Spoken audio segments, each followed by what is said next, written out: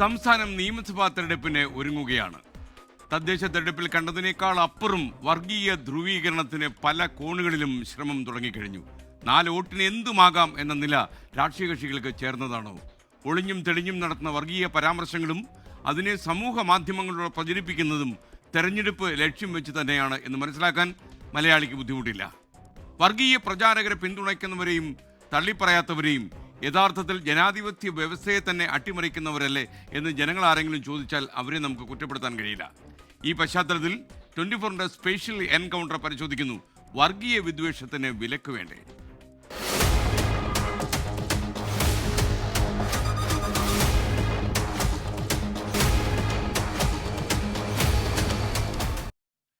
പ്രിയപ്പെട്ട പ്രേക്ഷകർക്ക് നമസ്കാരം. ഞാൻ ശ്രീകണ്ഠൻ നായർ.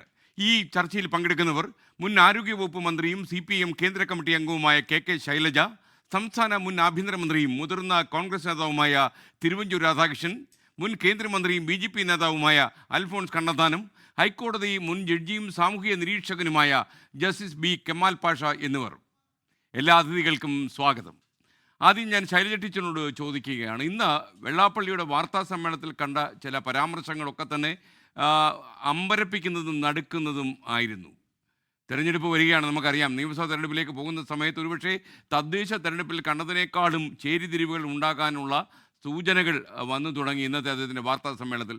എൻ്റെ സംശയം ടീച്ചർ, ഇത്തരം പ്രഖ്യാപനങ്ങൾ പരസ്യമായി സമുദായ നേതാക്കന്മാർ നടത്തുമ്പോൾ എന്തുകൊണ്ടാണ് ഉത്തരവാദപ്പെട്ട രാഷ്ട്രീയ കക്ഷികൾ അതിന് തള്ളിപ്പറയാത്തത്?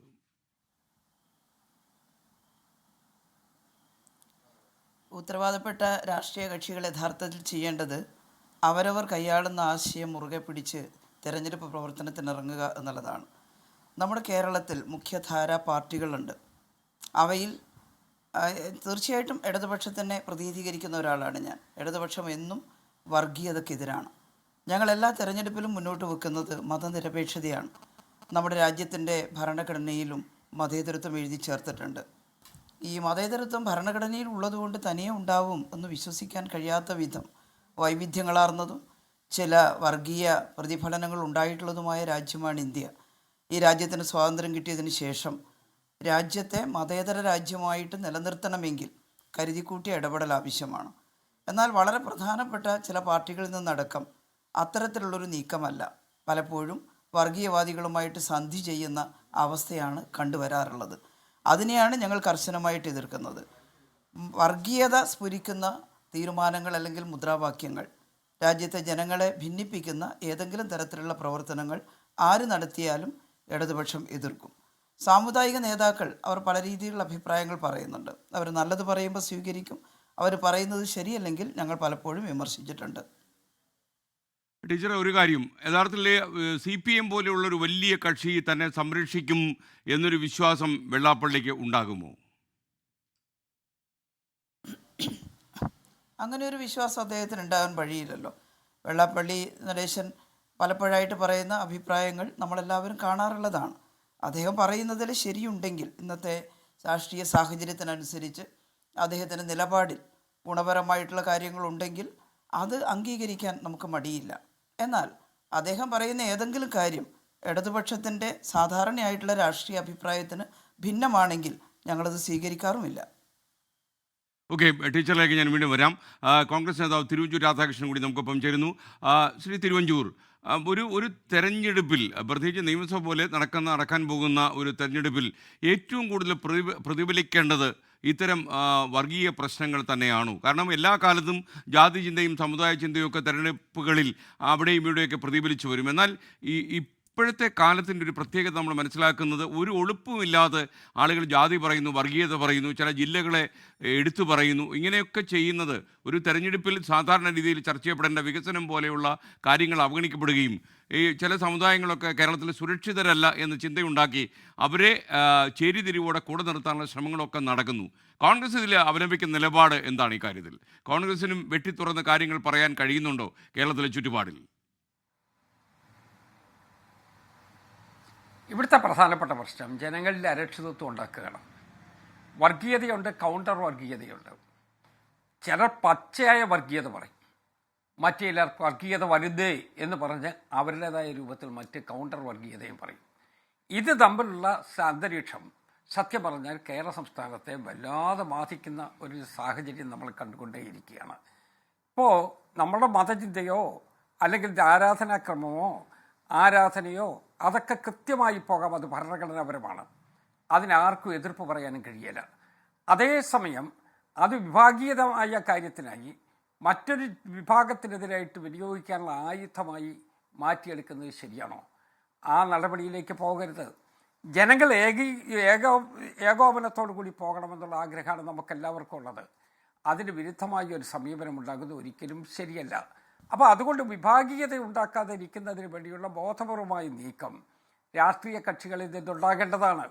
ചിലപ്പോൾ അങ്ങോട്ടും ഇങ്ങോട്ടും ഞാനല്ല ഉത്തരവാദി മറ്റൊരാളാണ് എന്ന് വരുത്തി തീർത്തുകൊണ്ട് അതേ പാതയിൽ തന്നെ പോകാൻ ശ്രമിച്ചുകൊണ്ടിരിക്കുന്ന രാഷ്ട്രീയ കക്ഷികളുണ്ട്. ഞാൻ ആളുകളുടെ പേരൊന്നും പറയുന്നില്ല, ഞാൻ ഇവിടെ വിഭാഗീയത പറയാൻ തയ്യാറുമില്ല. ഞങ്ങളൊക്കെ വളർന്നു വന്ന പശ്ചാത്തലം അതിൽ നിന്ന് വിഭിന്നമാണ്. വ്യത്യസ്തമായ സാഹചര്യത്തിൽ വന്നു, സമൂഹത്തിൻ്റെ മധ്യത്തിൽ പ്രവർത്തിച്ചു, അത് ജനങ്ങൾ അംഗീകരിച്ചു, അതുമായി നമ്മൾ മുന്നോട്ട് പോകുന്നു. ആ ഒരു പശ്ചാത്തലത്തിലാണ് ഞങ്ങൾ പൊതുപ്രവർത്തന രംഗത്ത് നിൽക്കുന്നത്.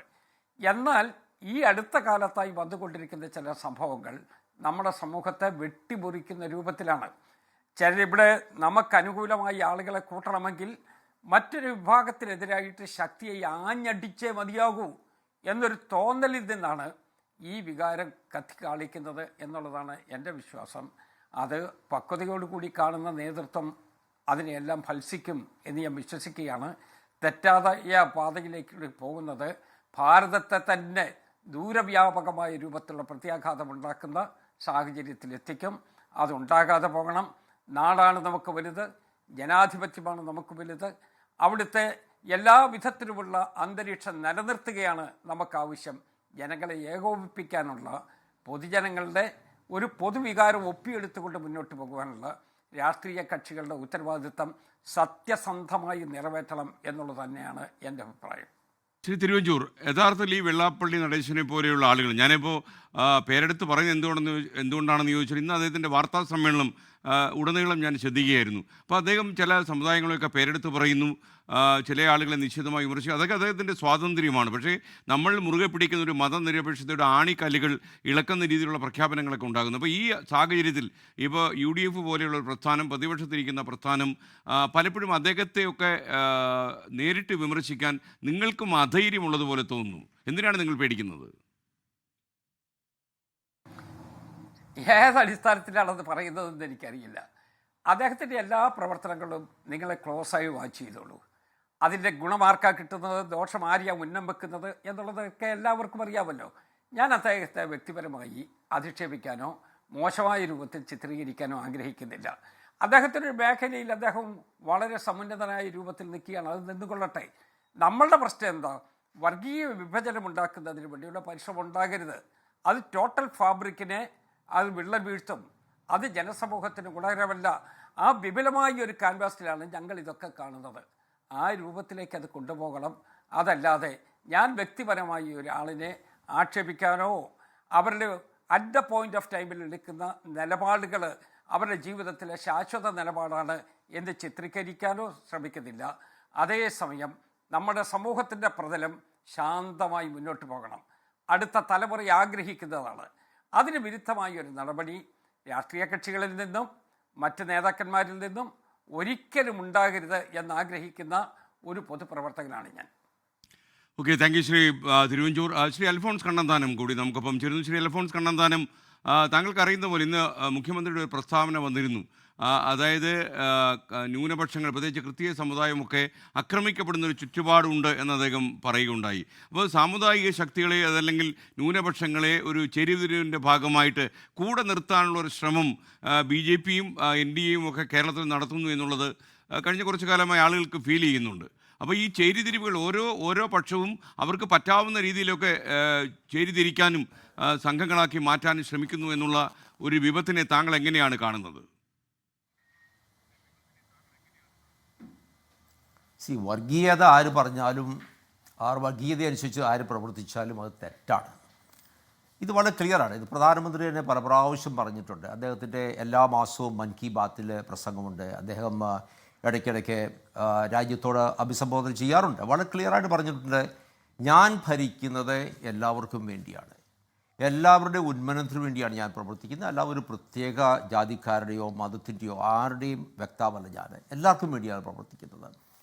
അതുകൊണ്ട് കഴിഞ്ഞ 15 വർഷമായിട്ട് പ്രവർത്തനം നോക്കുകയാണെങ്കിൽ നമ്മളൊരു മനുഷ്യനെ വിലയിരുത്തുന്നത് എങ്ങനെയാണ്? അദ്ദേഹത്തിൻ്റെ പ്രവൃത്തി കൊണ്ട്. എൻ്റെ കാഴ്ചപ്പാടിൽ വാചമടിക്കാൻ എല്ലാവർക്കും സാധിക്കും, പക്ഷേ പ്രവൃത്തി എങ്ങനെയാണ്? ഈ മോദി സർക്കാരിൻ്റെ 11 വർഷത്തെ പ്രവർത്തനം എടുത്ത് നോക്കുകയാണെങ്കിൽ ഒരു ജാതിക്ക് വേണ്ടിയാണ് പ്രവർത്തിച്ചിരിക്കുന്നത്. ഈ രാജ്യത്ത് ഏതാണ്ട് 50 ലക്ഷം വീടുകൾ, 5 കോടി വീടുകൾ ഉണ്ടാക്കി കൊടുത്തപ്പോൾ, ഈ രാജ്യത്ത് ഏതാണ്ട് 12 കോടി ടോയ്ലറ്റ് ഉണ്ടാക്കി കൊടുത്തപ്പോൾ, ഈ രാജ്യത്ത് ഏതാണ്ട് 15 കോടി ആൾക്കാർക്ക് പാചകവാതക കണക്ഷൻ ഉണ്ടാക്കി കൊടുത്തപ്പോൾ, ഈ രാജ്യത്ത് ഏതാണ്ട് 60 കോടി ആൾക്കാർക്ക് ആയുഷ്മാൻ ഭാരതിൽ ആരോഗ്യ മേഖലയിൽ ചികിത്സയ്ക്ക് സൗകര്യം ഉണ്ടാക്കി കൊടുക്കാൻ പറ്റിയപ്പോൾ, 46 കോടി പാവപ്പെട്ടവർക്ക് വേണ്ടിയുള്ള ജൻധൻ അക്കൗണ്ട് ഉണ്ടാക്കിയിട്ട് അതിനകത്തിലേക്ക് 40 ലക്ഷം കോടി അങ്ങോട്ട് കൈമാറിയപ്പോൾ, ആരും കൈയിട്ട് വരാതെ അങ്ങോട്ട് കൈമാറിയപ്പോൾ ആർക്ക് വേണ്ടിയാണ് മോദി ഭരിച്ചത്? എല്ലാവർക്കും വേണ്ടി. അതിൻ്റെ ഗുണം ആർക്കാണ് ഉണ്ടായിരിക്കുന്നത്? ഇന്ത്യയിലെ ഒരു മതത്തിൽപ്പെട്ട ആൾക്കാർക്ക് മാത്രമാണോ? എല്ലാവർക്കും ഗുണമുണ്ടായിട്ടുണ്ട്. ഹിന്ദുക്കൾക്ക് ഗുണമായിട്ടുണ്ട്, ക്രിസ്ത്യാനിക്കുണ്ട്, മുസൽമാന്മാർക്ക് ഉണ്ടായിട്ടുണ്ട്, സിഖുകാർക്കുണ്ട്, ഇന്ത്യയിലെ എല്ലാവർക്കും ഗുണമുണ്ടായിട്ടുണ്ട്. കേരളത്തിലെ കണക്ക് വേണം, നമുക്ക് വേറെ സെപ്പറേറ്റായിട്ട് പറയാം. ഏത് ജാതിക്കാർക്കാണ് മോദിയുടെ ഭരണം കൊണ്ട് ഉണ്ടായിട്ടില്ലാത്തത്? എല്ലാവർക്കും ഗുണമുണ്ടായിട്ടുണ്ട്. കേരളത്തിലെ കണക്കെടുത്താലും അതുകൊണ്ട് തന്നെയാണ്. അപ്പോൾ നമ്മുടെ ഭരണം, മോദിയുടെ ഭരണമെന്ന് വെച്ചാൽ, BJPയുടെ ഭരണമെന്ന് വെച്ചാൽ വാചകപടിയല്ല. ഇത് ഇന്ത്യ കഴിഞ്ഞ 10-60 വർഷമായിട്ട് കണ്ടു. മാനിഫെസ്റ്റോകൾ വാചകപടി, ഞങ്ങൾ ഇത് ചെയ്യും അത് ചെയ്യും, പക്ഷേ ഭരണത്തിൽ വരുമ്പോൾ വട്ടപൂജ്യം.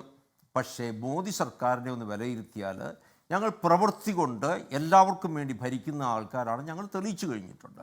അപ്പോൾ ഞങ്ങളുടെ പോളിസി വളരെ ക്ലിയറാണ്, ഞങ്ങളുടെ പ്രവൃത്തി വളരെ ക്ലിയറാണ്. ഇതെല്ലാവർക്കും അറിയാവുന്നതാണ്. ഇതിനപ്പുറത്ത് ഞാൻ എന്ത് പറയാനാ? നമ്മൾ കേരളത്തിലേക്ക് വരുമ്പോഴേ ശ്രീ അൽഫോൺസ് കണ്ണന്താനം, അതായത് നമ്മുടെ നാട്ടിൽ കേൾക്കുന്ന, ഈ അടുത്ത കാലത്തായി കേൾക്കുന്ന പ്രസ്താവനകൾ, ഒരു തെരഞ്ഞെടുപ്പിൻ്റെ കാഹളം അതിനകത്തുണ്ട് എന്ന് നമുക്ക് മനസ്സിലാകും. അതേസമയം ഇത് തെരഞ്ഞെടുപ്പ് മാത്രം ലക്ഷ്യമിട്ടാണോ ആളുകൾ ഇത്തരം വിദ്വേഷ പ്രസ്താവനകൾ നടത്തുന്നത്? ഡൽഹിയിലൊക്കെ താമസിക്കുന്ന ആൾ കൂടിയാണല്ലോ താങ്കൾ. അല്ല, തീർച്ചയായിട്ടും ശ്രീകണ്ഠൻ, കേരളത്തിൽ നടക്കുന്നത് എന്താ?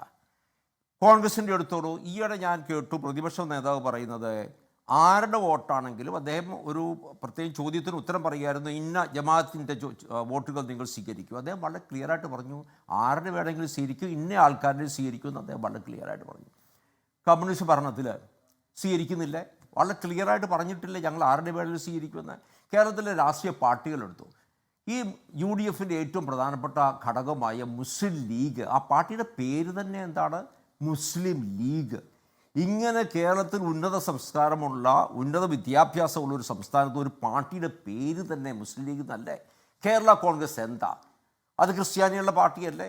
അപ്പം നമ്മൾ എന്താ? നമ്മൾ വലിയ ചിന്ത ഉള്ളവർ ആൾക്കാരാണെന്നും പ്രവൃത്തി വലിയ സാധനമാണെന്നും പറയുമ്പോഴും നമ്മുടെ രാഷ്ട്രീയത്തിൻ്റെ അടിത്തട്ട് വർഷങ്ങളായിട്ട്, ഇന്ന് മാത്രമല്ല 19 വർഷമായിട്ട് അടിത്തറ ശരിക്കും പറഞ്ഞാൽ അത് മതമാണ്. ആ മതത്തിൻ്റെ ആൾക്കാർക്ക് വേണ്ടി ഭരിക്കുന്നു, അവരുടെ ഗുണത്തിന് വേണ്ടി ഭരിക്കുന്നു.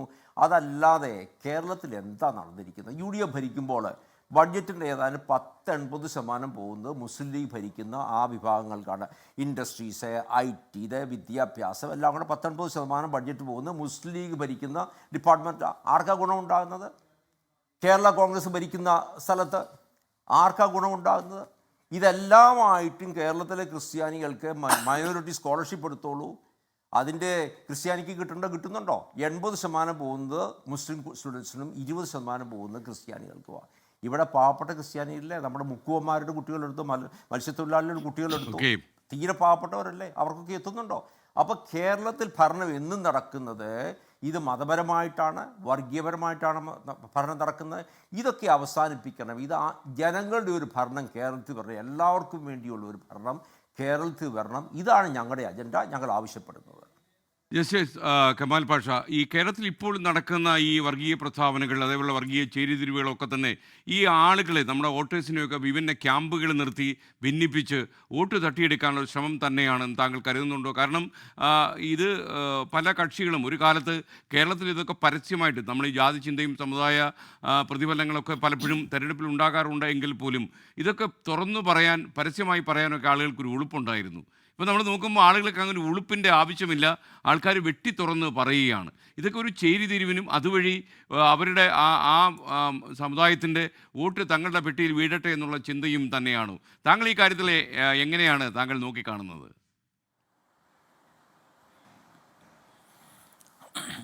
വളരെ മോശമായൊരു പ്രവണതയാണ് ഇപ്പോൾ കാണുന്നത്. അതിൻ്റെ ഏറ്റവും വലിയ പ്രശ്നം എന്ന് പറയുന്നത്, ഇപ്പോൾ ശ്രീ വെള്ളാപ്പള്ളി നടേശൻ്റെ കാര്യം ശ്രീ ശ്രീകണ്ഠൻ നായർ ചോദിച്ചു. ഞാനും അത് മുഴുവൻ കണ്ടതാണ്. ഞാനും ഞെട്ടിപ്പോയി ഇത് കണ്ടിട്ട്, ആ പത്രസമ്മേളനം കണ്ടിട്ട്. മാധ്യമപ്രവർത്തകരെ ആക്ഷേപിക്കുകയാണ്, അത് പറഞ്ഞ് ജാതി പറഞ്ഞ് ആക്ഷേപിക്കുകയാണ്, ഒരു മാധ്യമപ്രവർത്തകനെ തീവ്രവാദി എന്ന് വിളിക്കുകയാണ്. അതിൻ്റെ തെളിവെന്താണെന്ന് ചോദിച്ചു കഴിഞ്ഞപ്പോൾ അയാൾ പണ്ട് MSFൽ വർക്ക് ചെയ്തിട്ടുണ്ടെന്നും പ്രവർത്തകനായിരുന്നെന്നും ഈരാറ്റുപേട്ടക്കാരനാണെന്നും പറഞ്ഞു. ഒന്ന് ആലോചിച്ച് നോക്കിക്കോളൂ. ഇവിടുത്തെ ഒരു സാമുദായിക നേതാവ് പറയുകയാണ് ഈരാറ്റുപേട്ടക്കാരനായതുകൊണ്ട് അയാൾ തീവ്രവാദിയാണ് എന്നുള്ള ഒരു കാഴ്ചപ്പാടാണ് അദ്ദേഹത്തിനുള്ളത്. അതിനെ തള്ളിപ്പറയാൻ ഞാൻ പറയട്ടെ, ഇവരൊക്കെ രാഷ്ട്രീയ നേതാക്കളാണ് ഇരിക്കുന്നവർ, എനിക്ക് രാഷ്ട്രീയമില്ല, അതാദ്യമേ പറയാം. ശ്രീമതി ശൈലജ ബുദ്ധിമുട്ടുണ്ട്, ഞാനത് മനസ്സിലാക്കുന്നു. അതുപോലെ തിരുവഞ്ചൂർ യഥാർത്ഥത്തിൽ എന്താണെന്നറിയോ, ഇവരാരും തന്നെ ഇത് കൈ ചൂണ്ടി പറയാൻ തയ്യാറല്ല. കാരണം അവർക്ക് കൈ പൊള്ളും എന്നൊരു തോന്നലുണ്ട്, കുറ്റമല്ല. അപ്പോൾ ഞാനതിനെ അവരെ കുറ്റപ്പെടുത്തുകയല്ല. കാരണം ഒരൊറ്റ രാഷ്ട്രീയ നേതാക്കളും ഇതിനെതിരെ പറയാൻ ധൈര്യപ്പെടുന്നില്ല എന്നുള്ളതാണ് നമ്മൾ മനസ്സിലാക്കേണ്ടത്. അത് ശ്രീകണ്ഠൻ നായർ ചോദിച്ച ചോദ്യത്തിൽ തന്നെ അതുണ്ടായിരുന്നു. സംഭവം സത്യമാണ്. ഞാൻ കണ്ടു മനസ്സിലാക്കുന്ന കാര്യമാണ് ഇതിനെ തള്ളിപ്പറയാൻ ഇവർക്ക് ബുദ്ധിമുട്ടുണ്ട്, കുറ്റമല്ല. കാരണം ശ്രീമതി ശൈലജയ്ക്ക് ഓപ്പണായിട്ട് പറയാമായിരുന്നു. പക്ഷേ അവരെ തലപ്പത്തിരിക്കുന്ന ആളുകളെന്ന് പറയുന്നവർ ഇതിനെ അനുകൂലിക്കുക, ഇതിനെ തള്ളിപ്പറയാത്തടത്തോളം കാലം ശ്രീമതി ശൈലജയ്ക്ക് തള്ളിപ്പറയാൻ പറ്റത്തില്ല. അതേപോലെ തന്നെയാണ് തിരുവഞ്ചൂർ രാധാകൃഷ്ണൻ. ഇവരെയൊക്കെ ഞാൻ വളരെ ഇഷ്ടപ്പെടുന്ന ആളുകളാണ്. അതുകൊണ്ടാണ് ഞാൻ പറഞ്ഞത്, ഇവരുടെ ഒന്നും കുറ്റമല്ല ഇവർക്ക് പറയുന്നതിന് ഒരുപാട് ബുദ്ധിമുട്ടുകളുണ്ട്. പിന്നെ ചോദ്യത്തിലേക്ക് വരാം. അതായത് നമ്മളൊരു വല്ലാത്ത അവസ്ഥയിലൂടെയാണ് ഇപ്പോൾ കടന്നു പോകുന്നത്. മുമ്പ് ആരും ഇതുപോലെ പച്ച വർഗീയത വിളിച്ച് പറയാറില്ല. ഇപ്പോൾ ഇപ്പോഴാണെന്നുണ്ടെങ്കിൽ ഇത് പറയുന്നതിന് ഒരു ഉളുപ്പുമില്ല. ആളുകൾക്ക് വിളിച്ചങ്ങ് പറഞ്ഞേക്കാണ്. അത് ക്രിസ്ത്യാനിയാണ്, മറ്റേത് മുസ്ലിമാണ്, ഇത് ഹിന്ദുക്കളാണ്, എല്ലാവരും ശരി തിരിഞ്ഞങ്ങ് പോവുകയാണ്. മാത്രമല്ല ഇപ്പോൾ ലൊക്കാലിറ്റി, അതായത് ആ place of birth, place of residence, അത് വെച്ച് പറയും. മലപ്പുറം ജില്ല, വയനാട് ജില്ല, പിന്നെ വേറെ അതേപോലെ ഈരാറ്റുപേട്ട, ഇപ്പം നേരത്തെ പറഞ്ഞ മാതിരി ഇതുപോലെ ഓരോ ലൊക്കാലിറ്റി പോലും പോയിൻ്റ് ഔട്ട് ചെയ്തിട്ട് ആളുകൾ തമ്മിൽ ഭിന്നിപ്പിക്കുക എന്നുള്ള ഒരു നടപടിക്രമം നമ്മളിപ്പോൾ കണ്ടുവരുന്നു. അത് ഈ അടുത്ത കാലത്തുള്ള ഒരു പ്രതിഭാസമാണിത്. മുമ്പെങ്ങും ആരും ഇങ്ങനെ പറയാറില്ല. ചിലർ മനസ്സിലൊക്കെ കാണും, പക്ഷേ അത് വെളിയിലോട്ട് ഇങ്ങനെ വരാറില്ലായിരുന്നു. പക്ഷേ ഇപ്പോൾ ഇത് വെളിയിൽ പറയുന്നതിന് ഒരു മനപ്രയാസവും ആർക്കുമില്ല. ഇപ്പം ഞാനൊരു രാഷ്ട്രീയ പാർട്ടിയെ കുറ്റം പറഞ്ഞല്ല, അവർക്ക് അവരുടേതായ ലിമിറ്റേഷൻസ് ഉണ്ട്. നമ്മളത് മനസ്സിലാക്കണം. കാരണം ഈ സാമുദായിക നേതാക്കളാണെങ്കിൽ അവർ പ്രതിദാനം ചെയ്യുന്ന ആ സമുദായത്തിൻ്റെ അവരുടെ സപ്പോർട്ട് കംപ്ലീറ്റ് ഇല്ലാതാകുക എന്ന് പറയുന്നൊരു ബുദ്ധിമുട്ടാണ് ഒരു രാഷ്ട്രീയ പാർട്ടിക്ക്. അതുകൊണ്ട് നമുക്ക് അവരെ കുറ്റം പറയാനും പറ്റത്തില്ല. ഇങ്ങനെ പറയുന്നു എന്നുള്ളത് അതിനെ തടയുന്നില്ല, അല്ലെങ്കിൽ ഇതിനെ വിമർശിക്കുന്നില്ല എന്നുള്ളത് നമുക്ക് പറയാൻ പറ്റത്തില്ല. പക്ഷേ എൻ്റെ അഭിപ്രായത്തിൽ രാഷ്ട്രീയ നേതാക്കൾ കുറേ കൂടെ ഒന്ന് ഉയരണം, ആ കാഴ്ചപ്പാടിലേക്ക് വരണം. കാരണം ഇതിനെയൊക്കെ തള്ളിപ്പറയാൻ തയ്യാറാകണം. ആരായാലും വിദ്വേഷ പ്രസ്താവന നടത്തിയാൽ അത് വിദ്വേഷ പ്രസ്താവനയാണ്, ഇതിനെ ഞങ്ങൾ അംഗീകരിക്കുന്നില്ല എന്ന് തള്ളിപ്പറയാൻ തയ്യാറാവണം ഇന്ന് ഈ രാഷ്ട്രീയ കക്ഷികൾ. അത് ശ്രീ കണ്ണന്താനമായാലും ശ്രീ തിരുവഞ്ചൂരായാലും ശ്രീമതി ശൈലജ ആയാലും അവരെല്ലാം ഇതിനെ തള്ളിപ്പറയണമെന്ന് തന്നെയാണ് എൻ്റെ അഭിപ്രായം. അത് രാഷ്ട്രീയ നേതാക്കളുടെ ഒരു ഡ്യൂട്ടിയാണ്, ഒരു ബാധ്യതയാണ്. ചെയ്തില്ലെങ്കിൽ വളരെ അപകടകരമായ സ്ഥിതിയിലേക്ക് പോയിക്കൊണ്ടിരിക്കുകയാണ്. മുസ്ലിങ്ങളുടെ വോട്ട് മുസ്ലിങ്ങൾക്ക്, ക്രിസ്ത്യാനിയുടെ വോട്ട് ക്രിസ്ത്യാനികൾക്ക്, ഹിന്ദുക്കളുടെ വോട്ട് ഹിന്ദുക്കൾക്ക്. ഈ രീതി പോയാൽ നമ്മുടെ രാജ്യത്ത് നമ്മുടെ ഭരണഘടനാ മൂല്യങ്ങൾക്കും ഭരണഘടനയിലെ തത്വങ്ങൾക്കും എന്താണ് വിലയുള്ളത്? ഇവിടെ ഒരു വിലയും കൽപ്പിക്കുന്നില്ലല്ലോ. ഇവിടെ ആർട്ടിക്കിൾ 25 ആർട്ടിക്കിൾ 21 ഒക്കെ ഉണ്ട്. ആരാണ് ഇതൊക്കെ നോക്കുന്നത്, ശ്രദ്ധിക്കുന്നത്? അപ്പോൾ അതിന് പകരമായിട്ട് ഇതിനെ തള്ളിപ്പറയാൻ ആളുകൾ തയ്യാറാകുന്നില്ല. പച്ച വർഗീയത വിളിച്ചു പറയുന്ന ആളെ കൂടെ കൂട്ടുന്നു. അങ്ങനെയൊക്കെ വരുമ്പോൾ അത് വലിയ പ്രശ്നമാണ്. ബാക്കിയുള്ള ആളുകൾക്ക് ഒരു അരക്ഷിതാവസ്ഥ അനുഭവപ്പെടും. കുറ്റമല്ലത്. ജനങ്ങൾ തമ്മിൽ മനസ്സുകൊണ്ട് അതങ്ങ് അകലുകയാണ്. അപ്പോൾ അതാണ് ഇപ്പോൾ സംഭവിച്ചുകൊണ്ടിരിക്കുന്നത്. പല സമുദായങ്ങളും തമ്മിൽ അകന്നു കഴിഞ്ഞു, പല ജാതികളും തമ്മിൽ അകന്നു കഴിഞ്ഞു. അങ്ങനൊരു സ്ഥിതിവിശേഷം ഇവിടെ ഉണ്ടാക്കിയെടുത്തത് വേറെ ആരുമല്ല, രാഷ്ട്രീയ കക്ഷികൾ തന്നെയാണ്. വേറെ ആരെയും അതിന് കുറ്റം പറയാനൊക്കത്തില്ല. ഈ ഇലക്ഷൻ്റെ സമയം വരുമ്പോൾ എനിക്ക് മനസ്സിലാവാത്ത ഒരു കാര്യമുണ്ട്. ഈ ആളുകളെല്ലാം നേരെ പോയി 2-3 കൂട്ടരെ കാണും. ഒന്ന് അരമനകൾ കയറി ഇറങ്ങും, രണ്ടാമത്തത് പിന്നെ പോകുന്നത് പെരുന്നയിൽ ശ്രീ സുകുമാരൻ നായരെ കാണാൻ പോകും. പിന്നെ നേരെ ഓടുന്നത് നേരെ വെള്ളാപ്പള്ളി നടേശൻ്റെ അടുത്തോട്ട് ഓടും. ഞാൻ ചോദിക്കട്ടെ, ഒരൊറ്റ ചോദ്യം. ആളുകൾ രഹസ്യമായിട്ടാണ് ഈ വോട്ട് ചെയ്യുന്നത്. ഈ ശ്രീ വെള്ളാപ്പള്ളി നടേശനോ ശ്രീ സുകുമാരൻ നായരോ പറഞ്ഞാൽ എനിക്ക് തോന്നുന്നില്ല അവരെ വീട്ടിലുള്ളവർ പോലും വോട്ട് ചെയ്യുന്നു. അവർക്ക് ഇഷ്ടമുള്ളവർക്ക് അവർ വോട്ട് ചെയ്യും. അതിന് ഇവർ ഭയക്കുന്ന എന്തിനീ സാമുദായിക നേതാക്കളെ കാണാൻ പോകുന്നു? അവരുടെ പണി നോക്കട്ടെ, ആ സമുദായത്തിൻ്റെ ഉന്നമനത്തിന് വേണ്ടി അവർ നോക്കിക്കോട്ടെ. അല്ലാതെ അവരെ പോയി പ്രീണിപ്പിച്ച് വോട്ട് വാങ്ങി എടുക്കുന്നതാണോ നമ്മുടെ ജനാധിപത്യം? അത് ചിന്തിച്ചാൽ മതി. അതിനൊന്ന് തയ്യാറായാൽ നല്ലതായിരുന്നു. പക്ഷേ അൺഫോർച്ചുനേറ്റ്ലി ഇവരാരും തയ്യാറാവുന്നില്ല. ഞാൻ അങ്ങയിലേക്ക് വരാം. ശൈലജ ടീച്ചർ, അദ്ദേഹം പറഞ്ഞ ചില കാര്യങ്ങൾ അങ്ങ് ശ്രദ്ധിച്ചിട്ടുണ്ടാവുമല്ലോ. നമുക്ക് ഇനി തെരഞ്ഞെടുപ്പിൻ്റെ ഒരു 2-3 മാസങ്ങൾ കഴിയുമ്പോൾ ചിലപ്പോൾ നമ്മുടെ സംസ്ഥാനത്ത് നിയമസഭാ തെരഞ്ഞെടുപ്പ് നടക്കും. തീർച്ചയായിട്ടും അതിനുള്ള ഒരുക്കങ്ങൾ വേണം. ഒരു ഉത്തരവാദപ്പെട്ട രാഷ്ട്രീയ കക്ഷി എന്ന നിലയിൽ CPM-ന് LDF-ന് നേതൃത്വം കൊടുക്കാൻ ബാധ്യതയുള്ള പാർട്ടിയാണ്. കൂടുതൽ സമുദായങ്ങളെയും ന്യൂനപക്ഷങ്ങളെയൊക്കെ കൂടെ നിർത്താനുള്ള കടമയും ബാധ്യതയും ഒക്കെ തന്നെ CPM-നുണ്ട്. എന്നാൽ പലപ്പോഴും കഴിഞ്ഞ കുറച്ച് കാലമായി നമ്മൾ കാണുന്നത് ഇത്തരം പ്രസ്താവനകൾ, വിദ്വേഷ പ്രസംഗങ്ങൾ നടത്തുന്ന ആൾക്കാരുടെ വാക്കുകൾ എല്ലാ അതിരുകളും ലംഘിക്കുന്നു എന്നുള്ളതാണ്. അപ്പോൾ ഇത് ശരിക്കും അവർക്കൊരു ആത്മനിയന്ത്രണം ഇല്ലെങ്കിൽ പിന്നെ ആരിവരെ നിയന്ത്രിച്ച് നിർത്തും എന്നുള്ളത് കേരളത്തിൽ ഇപ്പോൾ ഉയരുന്നൊരു ചോദ്യമാണ്. എനിക്കറിയാം ടീച്ചർ MV ഗോവിന്ദൻ മാസ്റ്റർ പ്രസ്താവന ഇന്ന് വന്നിരുന്നു. ഇത്തരം എല്ലാ നിലപാടുകളും വെള്ളാപ്പള്ളി പറയുന്നത് അംഗീകരിക്കണമെന്ന് പാർട്ടി അങ്ങനെ തീരുമാനം എടുത്തിട്ടില്ല എന്നിട്ട് അദ്ദേഹം പറഞ്ഞു. മതനിരപേക്ഷമായ നിലപാടിലൂടെ തന്നെ CPM കടന്നുപോകും എന്ന് തന്നെയാണ് അദ്ദേഹം പറയാതെ പറഞ്ഞത്. പക്ഷേ ടീച്ചർ ഈ കാര്യം നമ്മുടെ കേരളീയ സമൂഹത്തിൽ വരുന്ന ഈ മാറ്റം, അതായത് വാക്കുകൾ അതിരുവിട്ടാലും ടെലിവിഷനിലൂടെയൊക്കെ തന്നെ എത്ര ലക്ഷം ആൾക്കാരാണ് ഇന്നൊക്കെ അത് കണ്ടത്?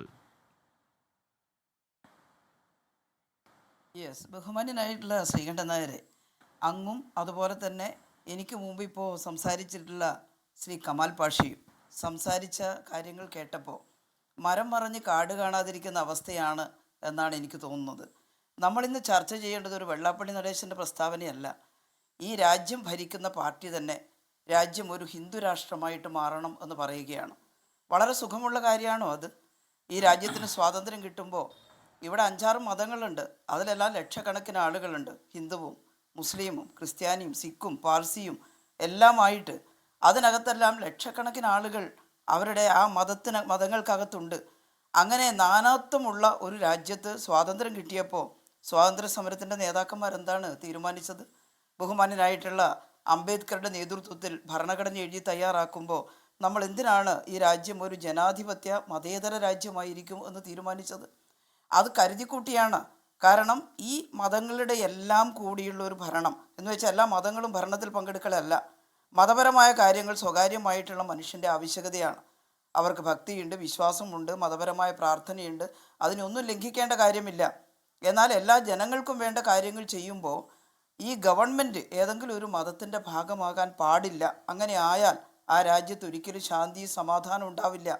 മതനിരപേക്ഷത നിലനിന്നാൽ മാത്രമേ നാനാത്വമുള്ള ഈ രാജ്യത്തൊരു ഏകത്വം ഉണ്ടാവുകയുള്ളൂ. അതിനെ ലംഘിക്കുന്ന ഹൈന്ദവ രാഷ്ട്ര സിദ്ധാന്തം മുന്നോട്ട് വെക്കുന്നതിനെ തുറന്നെതിർക്കാൻ ആർക്കാ സാധിക്കുന്നത്? ഇപ്പോൾ വെള്ളാപ്പള്ളി നടേശൻ പറഞ്ഞതിന് ചുറ്റും വെള്ളാപ്പള്ളി നടേശൻ ഈ രാജ്യത്തിൻ്റെ ആകെ ഗതി നിയന്ത്രിക്കുന്ന ഒരാളാണെന്ന് നമ്മൾ ആരെങ്കിലും പറയുമോ? അദ്ദേഹം പറഞ്ഞതിൽ ശരി അംഗീകരിക്കാൻ, തെറ്റുണ്ടെങ്കിൽ തള്ളിക്കളയാം, അത്രയേ ഉള്ളൂ അത്. എന്നാൽ രാജ്യം ഭരിക്കുന്ന പാർട്ടി ഇതൊരു ഹൈന്ദവ രാഷ്ട്രമാക്കണമെന്ന് പറയുക, അതിനെ ചെറുക്കാൻ നാനാജാതി മതസ്ഥരായിട്ടുള്ള ആളുകൾ ഒരുമിക്കുന്നതിന് പകരം ഇതൊരു ഇസ്ലാമിലൂടെ മാത്രമേ മോചനമുള്ളൂ, ഇസ്ലാം രാഷ്ട്രവാദം ചിലർ മുന്നോട്ട് വെക്കുക, ഇത് അരം പ്ലസ് അരം കിന്നരെന്ന് പറഞ്ഞതുപോലെയല്ലേ? എന്തുമാത്രം തീപ്പൊരിയാണ് ചിതറുക ഈ 2 വാദങ്ങളും വരുമ്പോൾ. ഇതിനെ കർശനമായി ഞങ്ങൾ എതിർക്കാതൊന്നുമില്ല. ഞങ്ങൾ ഇലക്ഷൻ വരുമ്പോൾ തുറന്ന് പറയാത്ത അവസ്ഥയില്ല. ഇവിടെ ചിലർ പറഞ്ഞു ശൈലജ ടീച്ചർക്ക് ശൈലജക്ക് പറയാൻ പറ്റില്ല എന്ന് പറഞ്ഞു. എനിക്ക് പറയാൻ പറ്റും. എനിക്ക് എൻ്റെ പാർട്ടിയുടെ നയമാണ്. അതാരെങ്കിലും എന്നെ നിർബന്ധമായി കുത്തിച്ചെലുത്തിയതല്ല. ഞാനൊരു ഇടതുപക്ഷക്കാരിയാണ്.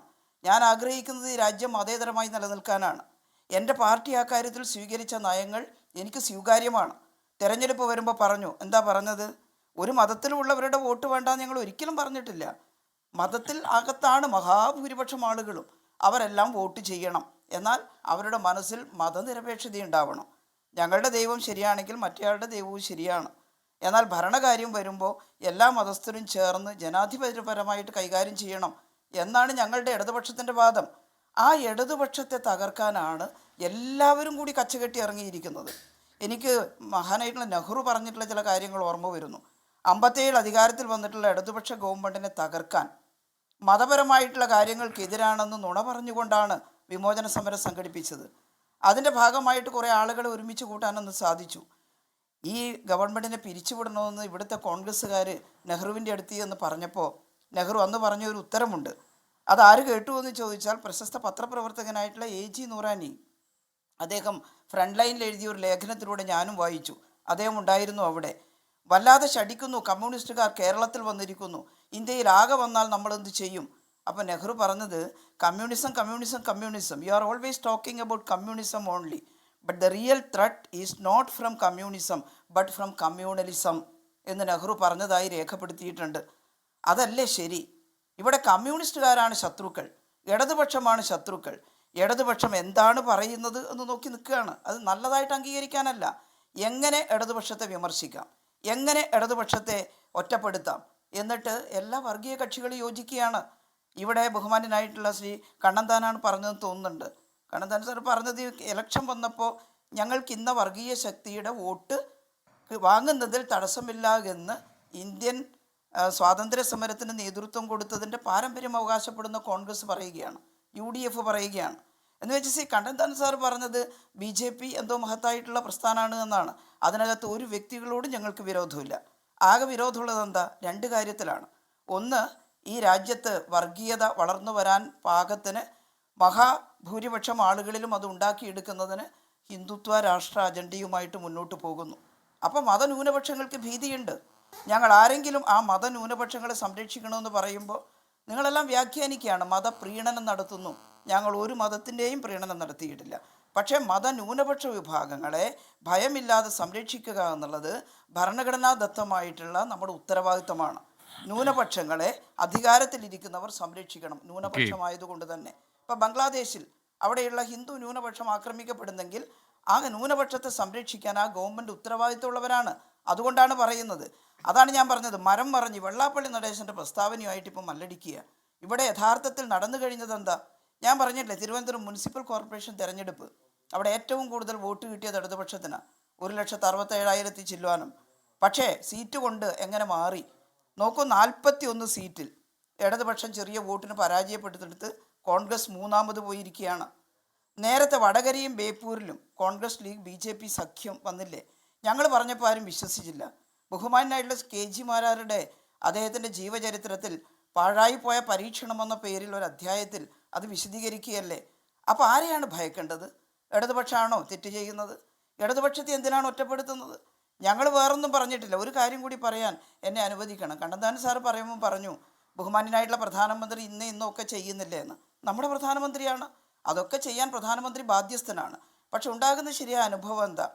സംസ്ഥാനങ്ങളെന്ന് പറയുന്നത് ഈ ഫെഡറൽ രാജ്യത്തിൻ്റെ ഫെഡറൽ ഭരണഘടനയുടെ യൂണിറ്റാണ്.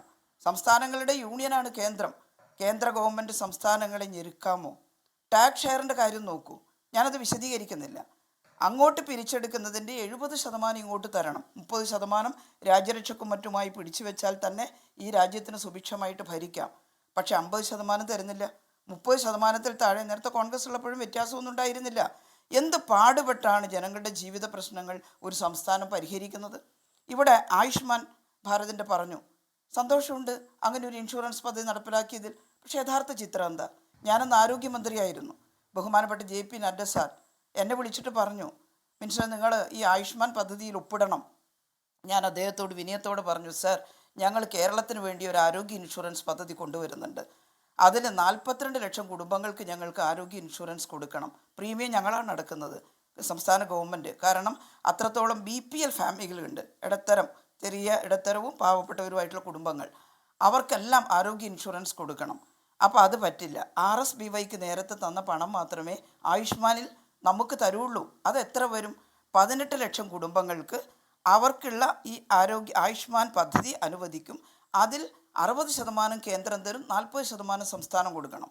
മനസ്സിലായില്ലേ? 18 ലക്ഷം കുടുംബത്തിൻ്റെ 40% നമ്മൾ എടുക്കണം. 18-ന് ശേഷം 42 ലക്ഷം കുടുംബങ്ങളിൽ ബാക്കി വരുന്നതിൻ്റെ മുഴുവൻ പ്രീമിയവും നമ്മൾ അടക്കണം. ഇതാണ് സംസ്ഥാനങ്ങൾ ചെയ്തുകൊണ്ടിരിക്കുന്നത്, ഇതാണ് കേരളം ചെയ്തത്. അപ്പോൾ അവിടെ ചെയ്തിട്ടുള്ള ഈ കാര്യങ്ങൾ അതല്ലേ ചെയ്യുന്നത്? തീർച്ചയായിട്ടും ചെയ്യണം. കുറേ കാര്യങ്ങൾ സ്വാഭാവികമായിട്ടും കേന്ദ്ര ഗവൺമെൻറ് ചെയ്യുമല്ലോ. പക്ഷെ സംസ്ഥാന ഗവൺമെൻറ് ചെയ്യുന്നത് അതിൻ്റെ എത്രയോ ഇരട്ടി കാര്യമാണ്. ഞങ്ങളത് പറയുമ്പോൾ എന്താ പറയുന്നത്? കഴിഞ്ഞ 10 വർഷക്കാലത്തെ നേട്ടങ്ങൾ അതൊന്നും ഞാനിവിടെ വിശദീകരിക്കുന്നില്ല. അത് പറഞ്ഞ് ഞങ്ങൾ പോകുമ്പോൾ ജനങ്ങൾ കൂടെ നിൽക്കും. പക്ഷേ വർഗീയമായി കൂടിച്ചേർന്നിട്ട് നേരത്തെ പറഞ്ഞ ഇസ്ലാം രാഷ്ട്രം വരണമെന്ന് പറയുന്നവരും ഹിന്ദു രാഷ്ട്രം വരണമെന്ന് പറയുന്നവരും ഒക്കെ ഇടതുപക്ഷത്തിനെതിരായിട്ട് നിൽക്കുന്നു. ദൂരവ്യാപകമായ ദോഷഫലം ഉളവാക്കും. ഞങ്ങൾക്കൊരു തെരഞ്ഞെടുപ്പിൽ തോൽക്കുന്നതിനൊന്നും പ്രശ്നമില്ല. പക്ഷെ ഒരു തെരഞ്ഞെടുപ്പല്ലല്ലോ ഇന്ത്യയുടെ ഭാവി. ഇത് നിലനിൽക്കണ്ടേ? നമുക്ക് മതേതര സമൂഹം നിലനിൽക്കണ്ടേ? അതിന് ഒരുമിച്ച് ചേരുന്നതിന് പകരം യഥാർത്ഥ ബന്ധുക്കളാകേണ്ടവരെ ജനങ്ങളുടെ ശത്രുക്കളാക്കി മാറ്റാൻ ഇല്ലാത്ത പ്രചരണങ്ങൾ നടത്തുന്നു എന്നുള്ളത് ഇന്ന് മനസ്സിലായിട്ടില്ലെങ്കിൽ നാളെയെങ്കിലും അത് മനസ്സിലാകാത്ത ആളുകൾക്ക് മനസ്സിലാകുമെന്നേ എനിക്ക് പറയാനുള്ളൂ. ഞാൻ ടീച്ചറിലേക്ക് വരാം. ഈ ശ്രീ അൽഫോൺസ് കണ്ണന്താനം അതിനിടയിൽ അദ്ദേഹം കൈ ഉയർത്തുന്നുണ്ടായിരുന്നു, ഞാൻ കണ്ടു. അപ്പോൾ ടീച്ചർ പറഞ്ഞ എന്തോ കാര്യത്തോട് താങ്കൾക്ക് വിയോജിപ്പുണ്ടോ എന്ന് മനസ്സിലായി. ആ വിയോജിപ്പ് താങ്കൾക്ക് വ്യക്തമാക്കാം.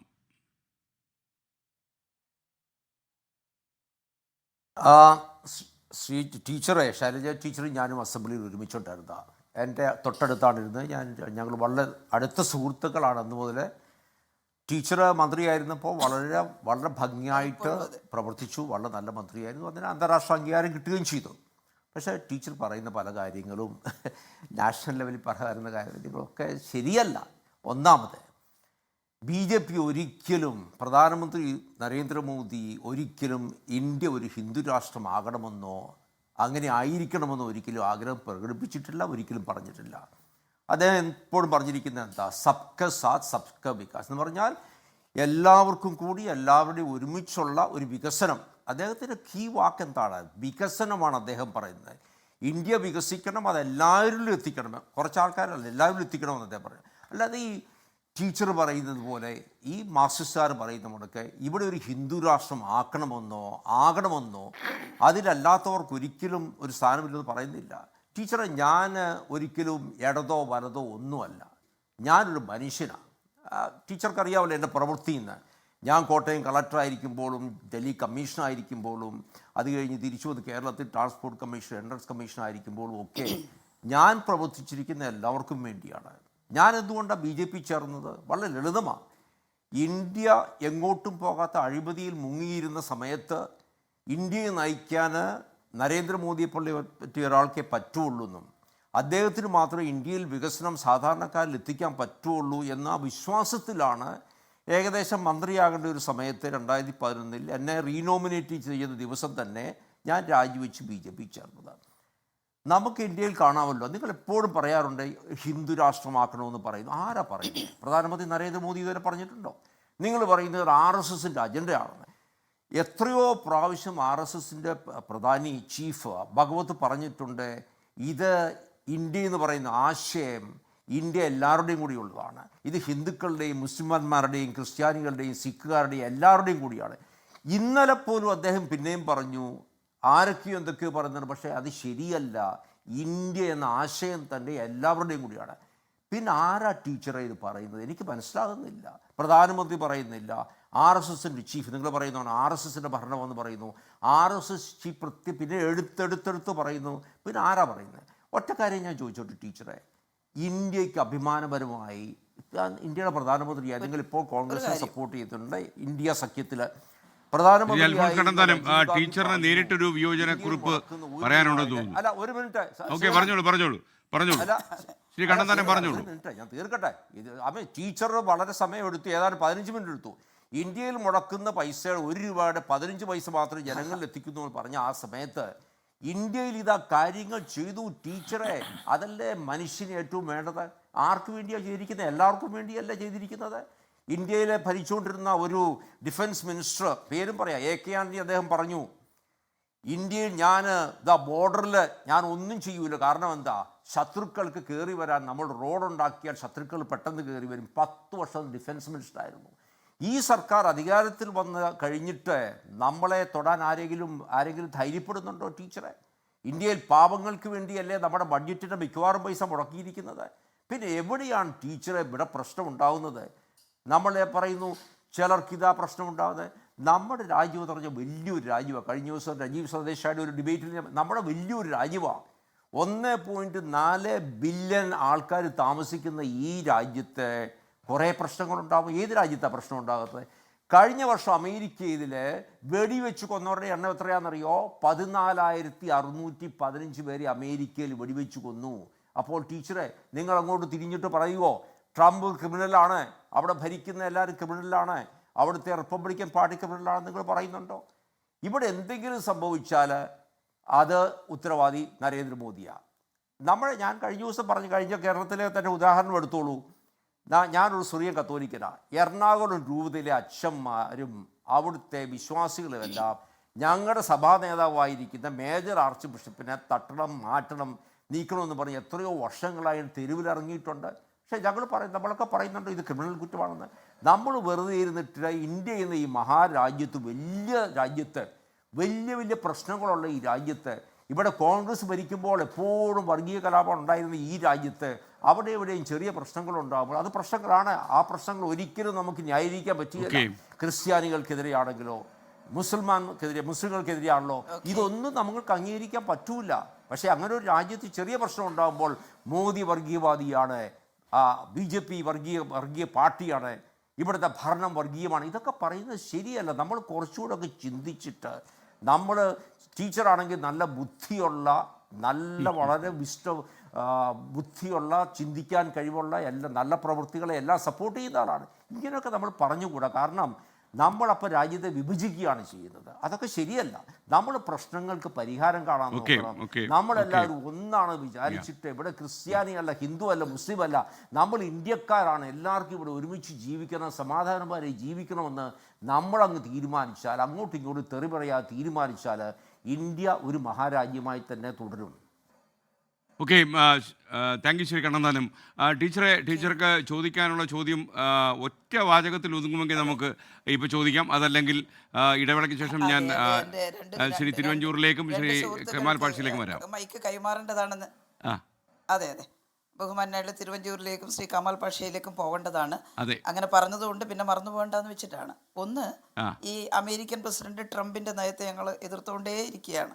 രണ്ടാമത്തത്, നമ്മൾ ഏതെങ്കിലും ഒരു പ്രധാനമന്ത്രി വ്യക്തിപരമായിട്ടല്ല കാണുന്നത്. പക്ഷേ നമ്മൾ ഓർമ്മിക്കണം, ഇവിടെ ഉണ്ടായിട്ടുള്ള വർഗീയ ലഹളകളുടെ അടിസ്ഥാനമൊക്കെ, ഗുജറാത്ത് ലഹളയൊക്കെ ഉണ്ടായിരുന്നു, കൊല്ലപ്പെട്ടത് മുസ്ലിമുകളാണ്.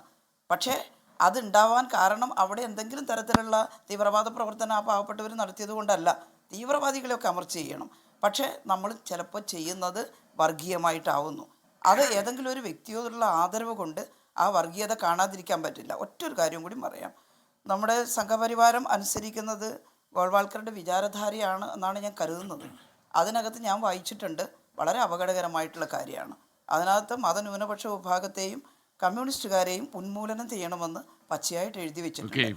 അതുകൊണ്ടാണ് അതിൻ്റെ ആ തത്വശാസ്ത്രമൊക്കെ അംഗീകരിച്ച് ഭരിക്കുന്നവർ വർഗീയവാദത്തെ പ്രോത്സാഹിപ്പിക്കുന്നു എന്ന് പറയുന്നത്. ഞാൻ തിരുവഞ്ചൂർ രാധാകൃഷ്ണനിലേക്ക് വരികയാണ്. അങ്ങേക്കറിയുന്ന പോലെ കേരളത്തിലെ വോട്ടർമാരും കേരളത്തിലെ സമുദായരും ഒക്കെ വളരെ വിവേകത്തോടെ പെരുമാറുന്ന ആളുകളാണ്. ഓരോ തെരഞ്ഞെടുപ്പും അതിദൃഷ്ടാന്തമായി നമുക്ക് കേരള ചരിത്രത്തിൽ നിന്ന് എടുത്തു കാണിക്കാൻ കഴിയും. കഴിഞ്ഞ തദ്ദേശ തെരഞ്ഞെടുപ്പിൽ തന്നെ പലയിടങ്ങളിലും വർഗീയ ചേരിതിരിവുകളും അതുപോലെ സാമുദായിക പ്രഖ്യാപനങ്ങളും ഒക്കെ പലയിടത്തും കേട്ടു. എന്നാൽ അവസാനം തെരഞ്ഞെടുപ്പിൻ്റെ ഫലം വന്നപ്പോൾ എന്തായി? ഇതൊക്കെ യഥാർത്ഥത്തിൽ കേരളത്തിലെ ജനങ്ങൾ നിങ്ങളെ കാര്യമായി ശ്രദ്ധിക്കുന്നു എന്നുള്ളത് ഏറ്റവും വലിയ തെളിവല്ലേ? ഇപ്പോൾ രാഷ്ട്രീയ അജണ്ടകളുമായി സാമുദായിക നേതാക്കന്മാർ ഇറങ്ങിയാൽ അവരെ ചെറുത്ത് തോൽപ്പിക്കാൻ കക്ഷി നേതാക്കന്മാർക്ക് കഴിയേണ്ടതല്ലേ? തീർച്ചയായിട്ടും ടീച്ചറിൻ്റെ ചില പരാമർശങ്ങൾ താങ്കൾക്ക് ഒരു പ്രകോപനമായി കാണും എന്നെനിക്കറിയാം. താങ്കളുടെ മറുപടി? യഥാർത്ഥത്തിൽ ഞാൻ പ്രകോപനം ഉണ്ടാക്കുന്ന ഒരു വ്യക്തിയല്ല. പക്ഷെ ഒരു കാര്യം ഞാൻ പറയാം, നമ്മളുടെ ഈ അജണ്ട ഫിക്സ് ചെയ്യുന്നതിനകത്തുള്ള പ്രശ്നങ്ങളാണ്. ഓരോ കക്ഷികളും പക്വത കാണിച്ചാൽ അത് കുറേ പരിഹാരം ഉണ്ടാക്കാൻ പറ്റും. ഇവിടെ ആളുകൾ ആരും അവർ സ്വയംഭൂവായിട്ട് വർഗീയവാദികളായിട്ട് വരുന്നതല്ല. സാഹചര്യങ്ങൾ അവരെ കൊണ്ടുവന്ന് അതിൽ കൊണ്ടുവന്ന് എത്തിക്കുന്നതാണ്. അതിന് പ്രേരക ശക്തിയായി നിൽക്കുന്ന ഒത്തിരി ഘടകങ്ങളുണ്ട്. ആ ഘടകങ്ങളാണ് യഥാർത്ഥത്തിൽ സൂക്ഷിക്കേണ്ടത്. ഇവിടെ ശ്രീ അൽഫോൺസ് കണ്ണന്താനം പറഞ്ഞു, പ്രധാനമന്ത്രി ഒരു ഹിന്ദു രാഷ്ട്രമാണ് ഇന്ത്യ എന്ന് പറഞ്ഞിട്ടുണ്ടോ? ഇല്ല. പക്ഷേ ഭരണത്തിൻ്റെ ഒരു സൂചന പോകുന്ന മെസ്സേജ് എങ്ങനെയാണ് പോവുക? ഇപ്പോൾ മണിപ്പൂരിലെ കലാപം, ആ കലാപം തീർക്കുന്നതിന് വേണ്ടി എന്തെങ്കിലും നടപടിയെടുത്തോ? ഒരു പറ്റം ആളുകൾ അവിടെ വിഷമിച്ചിരിക്കുമ്പോൾ അവരുടെ പള്ളികൾ കത്തിക്കുന്ന സമയത്ത് ഒരു പള്ളി കത്തിക്കുക എന്ന് പറയുന്നത് ഹൃദയം കത്തിക്കുന്നതിന് തുല്യമല്ലേ? ഒരു ആരാധന ആലയം അത് തകർക്കുക എന്ന് പറയുന്നത് ആ ആരാധനാ ക്രമത്തോട് യോജിക്കുന്ന ആളുകൾക്ക് വളരെ വേദനയല്ലേ? ഈ വേദനയാണ് കലാപമായി പിന്നീട് മാറുന്നത്. ഇന്ത്യയിൽ ഓരോ സംസ്ഥാനത്തും നോക്കിയോളൂ. ഞാൻ അതുകൊണ്ടാണ് പറഞ്ഞത്, ഞാൻ ആരെയും കുറ്റപ്പെടുത്തുന്നതിന് വേണ്ടിയല്ല, പക്ഷേ അവർക്ക് ചില സ്വയം നിയന്ത്രണം വേണം. ഇന്ത്യ സ്വാതന്ത്ര്യം പ്രാപിച്ച കാലത്ത് ഇന്ത്യയിലെ ഹിന്ദുക്കളുടെ സ്വാതന്ത്ര്യം എന്ന് ആരെങ്കിലും പറഞ്ഞിട്ടുണ്ടോ? സ്വാതന്ത്ര്യ സമരം നടക്കുന്ന കാലത്ത് ഹിന്ദുക്കളുടെ സ്വാതന്ത്ര്യത്തിന് വേണ്ടിയാണ് ചെയ്തത് എന്ന് ആരെങ്കിലും പറഞ്ഞിട്ടുണ്ടോ? ഇന്ത്യൻ ജനസമൂഹമാണ്, ഭാരത നേതാക്കന്മാരുടെ മനസ്സിലുണ്ടായിരുന്നത് മുഴുവൻ ഇന്ത്യൻ സ്വാതന്ത്ര്യം, ഇന്ത്യയുടെ മഹാഭൂരിപക്ഷത്തോളം വരെ മുഴുവൻ ജനങ്ങൾക്കും സ്വാതന്ത്ര്യം കിട്ടുക എന്നുള്ളതാണ്. അന്ന് സ്വാതന്ത്ര്യം നേടിയെടുക്കുന്നതിന് വേണ്ടി മുൻപന്തിയിൽ നിന്ന രാഷ്ട്രീയ കക്ഷിയും ആ രാഷ്ട്രീയ കക്ഷിയുടെ നേതൃത്വത്തിലുണ്ടായിരുന്ന നേതാക്കന്മാരും ഒരു മതനിരപേക്ഷതയുള്ള ഒരു ഗവൺമെൻറ് ഇന്ത്യയിൽ ഉണ്ടാകണം എന്നാഗ്രഹിച്ചതല്ലേ? അതിനുവേണ്ടിയുള്ള പരിശ്രമമല്ലേ നടത്തിയത്? അപ്പം നമ്മൾ എങ്ങനെയാണ് അതിൽ നിന്ന് ഡീവിയേറ്റ് ചെയ്തു പോയത്? ഭരണത്തിൻ്റെ തലപ്പത്ത് കയറി പിടിക്കുന്നതിന് വേണ്ടിയുള്ള ഏണിയായി ഇതിൽ പലതിനെയും വിനിയോഗിക്കാൻ ശ്രമിച്ചപ്പോൾ അവരും ആ അവസരം വേണ്ട വിധം അവിടെ മുതലെടുത്തു എന്നുള്ളത് തന്നെയാണ്. അപ്പോൾ അതുപോലെ നമ്മൾ അതിൽ നിന്ന് വിഭിന്നമായി നിൽക്കാൻ ശ്രമിച്ചാൽ ആളുകളാരും വർഗീയവാദികളായി ജനിക്കുന്നവരോ വർഗീയവാദം പറഞ്ഞ് നടക്കുന്നവരോ ആയിരിക്കണമെന്നില്ല. സാഹചര്യങ്ങളുടെ സമ്മർദ്ദം കൊണ്ട് ചില ആളുകൾ വാശിയിലത് പറഞ്ഞു എന്നിരിക്കും. പക്ഷേ കേരള ജനസമൂഹം നിൽക്കുന്നത് എവിടെ എന്ന് ശ്രീകണ്ഠൻ നായർ തന്നെ ഇവിടെ സൂചിപ്പിച്ചു. നമ്മുടെ തദ്ദേശ സ്വയംഭരണ സ്ഥാപനങ്ങളുടെ തെരഞ്ഞെടുപ്പ് നടന്നല്ലോ, വാശിയേറിയ വർഗീയ പ്രചരണം നടത്തിയ ചില ആളുകളെങ്കിലും ഉണ്ടല്ലോ. എല്ലാവരും ഒന്നും പറയുന്നില്ലേ, ചില ആളുകളെങ്കിലും ഉണ്ടല്ലോ. എന്തുകൊണ്ടാണ് അവർക്ക് അവിടെ കച്ചുതൊടാൻ കഴിയാതെ പോയത്? എന്തുകൊണ്ടാണ് അവർക്ക് മുന്നോട്ട് പോകാൻ പറ്റാതെ വന്നത്? അത് ഇന്ത്യയിലെ സാമാന്യ ജനങ്ങളുടെ മനസ്സ് വർഗീയതയ്ക്കെതിരാണ്. കേരളത്തിൽ അത് പ്രത്യേകിച്ചുമാണ്. ആ വർഗീയവാദം കൊണ്ടുകൂടി കുറച്ചുകൂടി ഒരു പടിയെങ്കിലും മുന്നോട്ട് കയറാൻ പറ്റുമോ എന്നുള്ള ശ്രമം ആരെങ്കിലും നടത്തിയാൽ അവരെ നിരുത്സാഹപ്പെടുത്തുവാനുള്ള ഒരു കോമൺ ചിന്ത സാമാന്യ ജനങ്ങളിൽ ഉണ്ടാകണം എന്നുള്ളതാണ് എൻ്റെ അഭ്യർത്ഥന. എനിക്ക് ശ്രീ കമാൽ പാഷ, അദ്ദേഹത്തെ എനിക്ക് വലിയ ബഹുമാനമുള്ള ആളാണ്. അദ്ദേഹം ശ്രീ ശൈലജ ടീച്ചറും ഞാനും പറയാൻ ഭയപ്പാടായതുകൊണ്ട് പറഞ്ഞില്ല എന്നൊരു ആക്ഷേപം പറഞ്ഞു. ഭയപ്പാടിൻ്റെ പ്രശ്നമല്ല, പ്രായോഗിക രാഷ്ട്രീയത്തിൻ്റെ പ്രശ്നവുമല്ല. നമ്മൾക്ക് സമൂഹത്തെ കലക്കുന്നതല്ല നമ്മുടെ നടപടി, സമൂഹത്തെ കോർത്തിണക്കി നിർത്തുന്നതാണ്. ആരെയെങ്കിലും വ്യക്തിപരമായി ആക്ഷേപിച്ചോ അവരെ ഫൽസിച്ചോ അവരെ ചവിട്ടിത്തൂത്തോ മുന്നോട്ട് പോകുന്നതല്ല ജനാധിപത്യം എന്ന് ഞാൻ വിശ്വസിക്കുകയാണ്. ഞാൻ വിശ്വസിക്കുന്ന ജനാധിപത്യത്തിൽ എല്ലാവർക്കും ഒരു റോളുണ്ട്. ആ റോള് ഭംഗിയായി പോകണമെന്നൊരിക്കൽ നിശ്ചയമായും നമ്മുടെ നാട്ടിൽ ഈ വർഗീയ വിദ്വേഷം കുത്തിച്ചെലുത്തുന്ന ആളുകളും വർഗീയത കൊണ്ടുവന്ന് ജനങ്ങളെ വേർതിരിക്കുന്ന ശക്തികളും അവരുടെ പ്രവർത്തനങ്ങൾ കുറേ നിയന്ത്രിച്ചേ മതിയാകൂ എന്ന് തന്നെയാണ് എൻ്റെ അഭിപ്രായം. ഞാൻ ജസ്റ്റിസ് കമാൽ പാഷയിലേക്ക് വരികയാണ്. ഒരു തെരഞ്ഞെടുപ്പിൽ തീർച്ചയായും ചർച്ച ചെയ്യപ്പെടേണ്ട ഏറ്റവും പ്രധാനപ്പെട്ട വിഷയം വികസനവും ക്ഷേമവും തന്നെ ആയിരിക്കണം. എന്നാൽ ചില സമുദായ നേതാക്കന്മാരൊക്കെ തന്നെ അല്ലെങ്കിൽ വർഗീയത ജീവിതശൈലിയാക്കി മാറ്റുന്ന ചില ആളുകളെങ്കിലും ബോധപൂർവം രാഷ്ട്രീയ കക്ഷികളെ കൂടി ഇതിൻ്റെ വഴിപിടിച്ച് നടത്താനും ഉള്ള അവസരം പരമാവധി വിനിയോഗിക്കാനും ശ്രമിക്കുന്നതും കേരളം കാണുന്നു. എനിക്കൊന്ന് അടുത്ത 3 മാസങ്ങളൊക്കെ തന്നെ കേരളത്തിൽ എന്തൊക്കെ നടക്കും എന്നുള്ളതിൻ്റെ സൂചനകളാണ് ഇത്തരം പ്രഖ്യാപനങ്ങളിൽ വരുന്നത്. അതേസമയം ഓരോ തെരഞ്ഞെടുപ്പിലും ആളുകൾ തീരുമാനിച്ച് പോളിംഗ് ബൂത്തിലേക്ക് എത്തുന്നു, അവർ രഹസ്യമായി വോട്ട് രേഖപ്പെടുത്തുന്നു, അർഹതപ്പെട്ട ആളുകൾ ഭരണത്തിൽ വരുന്നു. അത്തരമൊരു കാര്യം നിലനിൽക്കുന്ന ഒരു സംസ്ഥാനം, ഏറ്റവും വിവരമുള്ള ആളുകൾ അധിവസിക്കുന്നു നമ്മൾ കരുതുന്ന ഈ സംസ്ഥാനത്ത് ഇത്തരം വർഗീയ അജണ്ടകൾ വിജയിക്കും എന്ന് ജസ്റ്റിസ് കമാൽ പാഷ കരുതുന്നുണ്ടോ?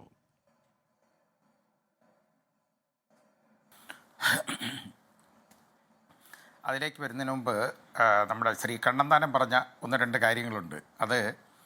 അത് ഇവിടെ വലിയ വിഷയമായിട്ട് ഞാൻ കണക്കാക്കുന്നില്ല. കാരണം നമ്മുടെ സബ്ജക്റ്റ് ഇന്നതല്ല, വർഗീയത ആണ്, വർഗീയ വിഷമാണ്. എന്നാലും അദ്ദേഹം പറഞ്ഞു നമ്മുടെ രാജ്യത്ത് ഈ കേന്ദ്ര ഗവൺമെൻറ്റിൻ്റെ ഭരണത്തിലെ അഴിമതി അങ്ങനെയുള്ള അല്ലെങ്കിൽ ഈ ന്യൂനപക്ഷങ്ങൾക്കെല്ലാ സഹായം, ന്യൂനപക്ഷമല്ല പാവങ്ങൾക്കെല്ലാ സഹായവും കിട്ടുന്നുവെന്ന് അദ്ദേഹം പറഞ്ഞു. അദ്ദേഹത്തിന് ഞാൻ ഒരു കാര്യം ഓർമ്മിപ്പിക്കുകയാണ്, അതിൻ്റെ വിശദവിവരങ്ങളിലേക്ക് ഞാൻ പോകുന്നില്ല. മുസോളിനി ഫാസിസത്തെക്കുറിച്ച് കൊടുത്തേക്കുന്ന ഒരു ഡെഫിനിഷനുണ്ട്. മുസോളിനി പറഞ്ഞത് fascism is nothing but the unholy nexus between the corporates and the government എന്നാണ്. അത് ബാക്കി ഊഹിച്ചുണ്ടാൽ മതി, ഞാൻ അതിനെക്കുറിച്ചൊന്നും പറയുന്നില്ല. അപ്പം ഫാസിസം ഉണ്ടോ ഇല്ലയോ എന്നുള്ളതിനെക്കുറിച്ച് നമുക്ക് അവിടെ ഞാൻ അത് ഞാൻ വിടുകയാണ്. പിന്നെ ഇവർ രണ്ടുപേരും പറഞ്ഞതുപോലെ, അതായത് ശ്രീമതി കെ ശൈലജ പറഞ്ഞത് സത്യമാണ്. മതം ജാതി എന്നൊക്കെ പറയുന്നത് ഓരോ മനുഷ്യരുടെ സ്വകാര്യതയായിട്ട് കണക്കാക്കണം. ആ രീതിയിൽ നമ്മൾ സമൂഹം വളരണം, ആ രീതിയിൽ സമൂഹത്തെ കൊണ്ട് എത്തിക്കണം. കാരണം എൻ്റെ മതം അല്ലെ എൻ്റെ ജാതി എന്ന് പറയുന്നത് എൻ്റെ സ്വകാര്യത മാത്രമാണ്. It's a way of life. അത് മാത്രമായിട്ടങ്ങ് മാറുകയാണെങ്കിൽ പ്രശ്നമില്ല. ഇത് അതിൽ നിന്നൊക്കെ മാറ്റിയിട്ട് ഈ വർഗീയ ചേരിതിരിവ് ഉണ്ടാക്കി ഭരണത്തിലേക്ക് അള്ളിപ്പിടിക്കാൻ പോകുമ്പോൾ പ്രശ്നം വരും. അതാണ് കുഴപ്പം. മതത്തെ രാഷ്ട്രീയത്തിൽ നിന്ന് നിർബന്ധമായിട്ട് മാറ്റി നിർത്തണം. പക്ഷേ അതിപ്പോൾ ഒക്കാത്ത ഒരു സാഹചര്യമാണ് നമ്മുടെ രാജ്യത്തുണ്ടായിരിക്കുന്നത്. ഇവരൊക്കെ പറഞ്ഞ പോലെ തന്നെ ഈ ഭൂരിപക്ഷ വർഗീയതയെ, അത് ജവഹർലാൽ നെഹ്റു പറഞ്ഞാണ്, ഭൂരിപക്ഷ വർഗീയതയെ ന്യൂനപക്ഷ വർഗീയത കൊണ്ട് ചെറുക്കാൻ ഒക്കത്തില്ല, തോൽപ്പിക്കാൻ പറ്റത്തില്ല. കാരണം അവിടെ ന്യൂനപക്ഷ വർഗീയതയും വളരും, ഭൂരിപക്ഷ വർഗീയതയും വളരും. അതേ ഉള്ളൂ. രണ്ടും വെറുക്കപ്പെടേണ്ടതാണ്. അത് ഏത് മതത്തിൻ്റെ ആയാലും ഏത് ജാതിയുടെ ആയാലും. ഞാൻ പറഞ്ഞ പോലെ ഒരൊറ്റ മതമേധാധ്യക്ഷന്മാരെയും ഇവരാരും കാണാൻ പോകരുത്. അതിൻ്റെ ആവശ്യമുള്ളതല്ല. മതങ്ങൾ അവർ കൊണ്ടുനടക്കുന്നത് അവരവരുടെ ആ മതത്തിൻ്റെ അതിനെ ആത്മീയ കാര്യങ്ങൾ നോക്കുന്നതാണ് അവരുടെ ജോലി. അതവർ ചെയ്തോട്ടെന്ന് വെക്കണം. അവരെ ആ സംഘടനകൾ ആ രീതിയിൽ പ്രവർത്തിക്കാൻ അവരെ അങ്ങ് വിടണം. അവരെ രാഷ്ട്രീയത്തിലേക്ക് പിടിച്ചു വലിച്ചു കൊണ്ടുവരുമ്പോഴാണ് ഈ പ്രശ്നങ്ങൾ മുഴുവൻ ഉണ്ടാകുന്നത്. ആളുകൾ തമ്മിൽ ഈ വേർതിരിവ് ഉണ്ടാകുന്നതൊക്കെ അപ്പോഴാണ്. അതിൽ നിന്നൊക്കെ ഒന്ന് മാറി നിൽക്കണം, നിർത്തണം. അതാണ് വേണ്ടത്. അതാണ് ആദ്യം ചെയ്യേണ്ടത്. ഈ രാഷ്ട്രീയ പാർട്ടികൾ ഓരോരുത്തരുടെ ഇപ്പം ചിലർ നേരെ പാണക്കാട്ടോട്ട് ഓടും, അല്ലെങ്കിൽ ഏതെങ്കിലും മുത്തുക്കോയ തങ്ങളോ അങ്ങനെയൊക്കെ ഉള്ള ആളുകളെ കാണാനായിട്ട് നടക്കും. കുറേ പേര് നേരെ അരമനകൾ നടക്കും. ബാക്കി ഞാൻ ഈ പറഞ്ഞതുപോലെ ഉള്ള സ്ഥലങ്ങളിലൊക്കെ പോകും. എന്തിന് മനുഷ്യരുടെ അടുത്ത് പോകണം? ജനങ്ങളെ വരാണോ? അല്ലല്ലോ. അവർ ജനങ്ങളെ ഓരോ മതത്തിനെ പ്രതിനിധാനം ചെയ്യുന്ന ആളുകളാണ്. അവരടുത്ത് വേറെ എന്ത് കാര്യത്തിന്, രാഷ്ട്രീയ കാര്യങ്ങൾക്ക് വേണ്ടി പോകണം? ഇവരാരും അവരെ സന്ദർശിക്കാൻ പാടില്ലെന്ന് തന്നെയാണ് ഞാൻ പറയുന്നത്. ഒരൊറ്റ രാഷ്ട്രീയക്കാരും ഇങ്ങനെയുള്ള ആളുകളെ യഥാർത്ഥത്തിൽ അവരെ പോയി കാണാൻ പാടില്ല, അവരെ സഹായം ചോദിക്കാൻ പാടില്ല. അവർക്ക് സഹായം ചെയ്യേണ്ടവർക്ക് അവർ ചെയ്തോട്ടെ, അത് അവരുടെ മനസ്സാണ്. ഞാൻ പറഞ്ഞ ആ രീതിയിൽ ഒരു ഒരു ഒരു ഒരു കാഴ്ചപ്പാട് നമുക്ക് ഇല്ലെങ്കിൽ നമ്മുടെ ഭരണഘടനാ മൂല്യങ്ങൾ മുഴുവൻ തകരും. ഇപ്പം തകർന്നുകൊണ്ടിരിക്കുകയാണത്. അതുകൊണ്ട് ആരും ഇങ്ങനെയുള്ളവരെ പോയി കാല് പിടിക്കാൻ പോകരുതെന്ന് തന്നെയാണ് എൻ്റെ ബലമായ അഭിപ്രായം. അതിനകത്ത് ഇവരൊക്കെ വിയോജിക്കും, അത് വേറെ കാര്യം. അതിനകത്ത് എനിക്കതിൽ ഒരു പ്രത്യേകതയും ഞാൻ കാണുന്നില്ല. ഇന്ത്യ എന്ന് പറയുന്നത് ഇത് അതുപോലെ തന്നെ ആരാണ്ട് ഇസ്ലാമിക് രാഷ്ട്രമാക്കാൻ പോകുന്നെന്ന് പറയുന്നത് ഇന്ത്യയിൽ ആരാന്ന് എനിക്ക് അറിഞ്ഞൂടാ. വിവരക്കേടാണ് പറയുന്നെങ്കിൽ. അതൊന്നും നമുക്ക് വെച്ച് ഉറപ്പിക്കാൻ നോക്കുന്ന ഒരു കാര്യമല്ല. ഇസ്ലാമിക രാഷ്ട്രം എന്ന് പറഞ്ഞ ഒരു കാഴ്ചപ്പാട് പറ്റത്തില്ല ഇന്ത്യക്ക്. കാരണം സ്വാതന്ത്ര്യം കിട്ടിക്കഴിഞ്ഞപ്പോൾ ഇന്ത്യ എന്നും, അതായത് പാകിസ്ഥാൻ വേർപെട്ട് പോയി കഴിഞ്ഞതിന് ശേഷം നമ്മുടെ ഭരണഘടനയുടെ ആ ചർച്ച വന്നു കഴിഞ്ഞപ്പോൾ ആ ചർച്ചയിൽ ഉരുത്തിരിഞ്ഞ ഏറ്റവും വലിയ കാര്യം ഇന്ത്യ എന്നും ഒരു മതേതര രാഷ്ട്രമായിട്ട് തുടരും എന്നുള്ളതാണ്. അങ്ങനെ തന്നെ തുടരണം. ഇല്ലെങ്കിലുള്ള പ്രശ്നം ഇപ്പോൾ അത് ഏത് വർഗീയത വന്നാലും അത് കുറേ പേർക്ക് അത് ഒരു അരക്ഷിതാവസ്ഥ സൃഷ്ടിക്കും. അങ്ങനെ ആയാൽ നമ്മുടെ നാട് തകരും. അതാണ് സംഭവിക്കുക. നമ്മുടെ രാജ്യം തകരും. നമ്മുടെ രാജ്യം കുതിച്ചു കയറാൻ മുകളിലോട്ട് പോകണം. അതാണ് നമ്മൾ കണക്കാക്കേണ്ടത്. അതിന് എല്ലാവരും ഒരുപോലെ ആയിരിക്കണം. മതേതര രാഷ്ട്രമായിട്ട് തന്നെ അത് നിൽക്കണം. അത് ശ്രീമതി കെ കെ ശൈലജയുടെ അഭിപ്രായം അതായത് ഇതിനകത്ത് ഹിന്ദു രാഷ്ട്രം ആയിട്ട് ഇന്ത്യയെ മാറ്റണം, BJPയുടെ അതാണെന്നൊക്കെ പറയുന്നു. അത് ഞാനും പറഞ്ഞു കേൾക്കുന്ന കാര്യമാണ്. അങ്ങനെ ഉള്ളതായിട്ട് നമുക്ക് മനസ്സിലാക്കാം. പക്ഷേ അങ്ങനെ ഒരു പ്രഖ്യാപിത നയമില്ലെങ്കിൽ പോലും അവരുടെ പല ആക്ഷനിലൂടെയും മനസ്സിലാകുന്നത് അങ്ങനെ ഒരു അപ്രഖ്യാപിത നയം ഉണ്ടെന്നുള്ളതാണ് ഒരു കാഴ്ചപ്പാടാണ് വരുന്നത്. കാരണം നോർത്ത് ഇന്ത്യയിലൊക്കെ യഥാർത്ഥത്തിൽ ക്രിസ്ത്യൻ സമൂഹത്തിനെതിരെയുള്ള ഒരുപാട് അക്രമങ്ങൾ, പള്ളികൾ, നേരത്തെ ശ്രീ തിരുവഞ്ചൂർ പറഞ്ഞ പോലെ പള്ളികൾ തകർക്കപ്പെടുന്നു. അങ്ങനെയുണ്ട്. എന്തിന്? ക്രിസ്മസ് കരോൾ സംഘത്തെ അവരെ വരെ ആക്രമിക്കുന്നു, അച്ഛന്മാരെ അടിക്കുന്നു, കന്യാസ്ത്രീകളെ ഉപദ്രവിക്കുന്നു. അതില്ലെന്ന് ശ്രീ കണ്ണന്താനത്തിന് പറയാൻ പറ്റത്തില്ല, പറയാം നിങ്ങൾക്ക്. പക്ഷേ പത്രവാർത്തകളിൽ നിന്നും മാധ്യമങ്ങളിൽ നിന്നും ഞാൻ കണ്ട വിവരമാണ് ഞാൻ പറഞ്ഞത്. ബാക്കി എനിക്കറിയില്ല. ഏതായാലും ഇത് ഇങ്ങനെ നടന്നുകൊണ്ടിരിക്കുകയാണ്. ഇങ്ങനെ നടക്കുമ്പോൾ നമ്മുടെ ബഹുമാന്യനായ പ്രധാനമന്ത്രി ഇവിടെ ക്രിസ്ത്യൻ ചർച്ചിൽ പോയി പ്രാർത്ഥിക്കുകയും അതിൽ പങ്കെടുക്കുകയും ചെയ്തുകൊണ്ട് മാത്രം ഇത് മാറുമോ? ഇല്ല. രംഗത്തിറങ്ങണം, നന്നായിട്ട് പറയണം. ഒരുത്തൻ ആരെയും ഇതുപോലെ ആക്രമിക്കാൻ പാടില്ല. ഇപ്പോൾ ബജ്റംഗ് ദളം എന്ന് പറയുന്ന ഒരു സംഘടനയെ കയറൂരി വിട്ടേക്കല്ലേ. എവിടെ ക്രിസ്ത്യൻ നൺസിനെ കണ്ടാലും എടുത്തിട്ട് അടിക്കും, അല്ലെങ്കിൽ അവരെ ശല്യം ഉപദ്രവിക്കും. ഇത് നമ്മുടെ നാട്ടിൽ നടക്കുന്ന റിയാലിറ്റിയാണ്. നമ്മളത് കണ്ണടച്ചുകൊണ്ട് കാര്യമില്ല. അത് നമ്മൾ ഇപ്പോൾ ശ്രീ കണ്ണന്താനത്തിന് കണ്ണടയ്ക്കാൻ കാരണം BJP കാരനായതുകൊണ്ട് എനിക്കത് കണ്ണടയ്ക്കാൻ പറ്റത്തില്ല. അതുകൊണ്ടാണ് ഞാൻ പറഞ്ഞത്. ശ്രീ കമാൽ പാഷ, ഞാൻ രീതിയിൽ നമ്മുടെ രാജ്യം മുമ്പോട്ട് പോകണമെങ്കിൽ ഈ അക്രമങ്ങളൊക്കെ ഇല്ലാതാവണം. ശ്രീ അൽഫോൺസ് കണ്ണന്താനം, താങ്കൾക്ക് വിശദമായി മറുപടി പറയാനാണെങ്കിൽ നമ്മുടെ ഊഴത്തിലേക്ക് വരാം. അതല്ല, ഒന്നോ രണ്ടോ വാചകത്തിൽ അടിയന്തരമായ ഒരു മറുപടി ജസ്റ്റിസ് കമാൽ പാഷയ്ക്ക് കൊടുക്കണമെന്നാണ് താങ്കൾ ഉദ്ദേശിക്കുന്നതെങ്കിൽ താങ്കൾക്ക് പറയാം. അതല്ലെങ്കിൽ മഹാമനസ്കതയോടെ ഞാൻ ശൈലജ ടീച്ചറിലേക്ക് പോകും. ഇല്ല, ഞാൻ ഒന്ന് രണ്ട് ഞാൻ ഒന്ന് രണ്ട് വാക്കിൽ പറയുന്നില്ല, ഞാനത് വിശദമായി ഓക്കെ പിന്നെ ഓക്കെ എൻ്റെ തീർച്ചയായിട്ടും. അവസരം വരുമ്പോൾ ഞാൻ അപ്പോൾ താങ്കളുടെ ഊഴത്തിലേക്ക് ഞാൻ വരാം.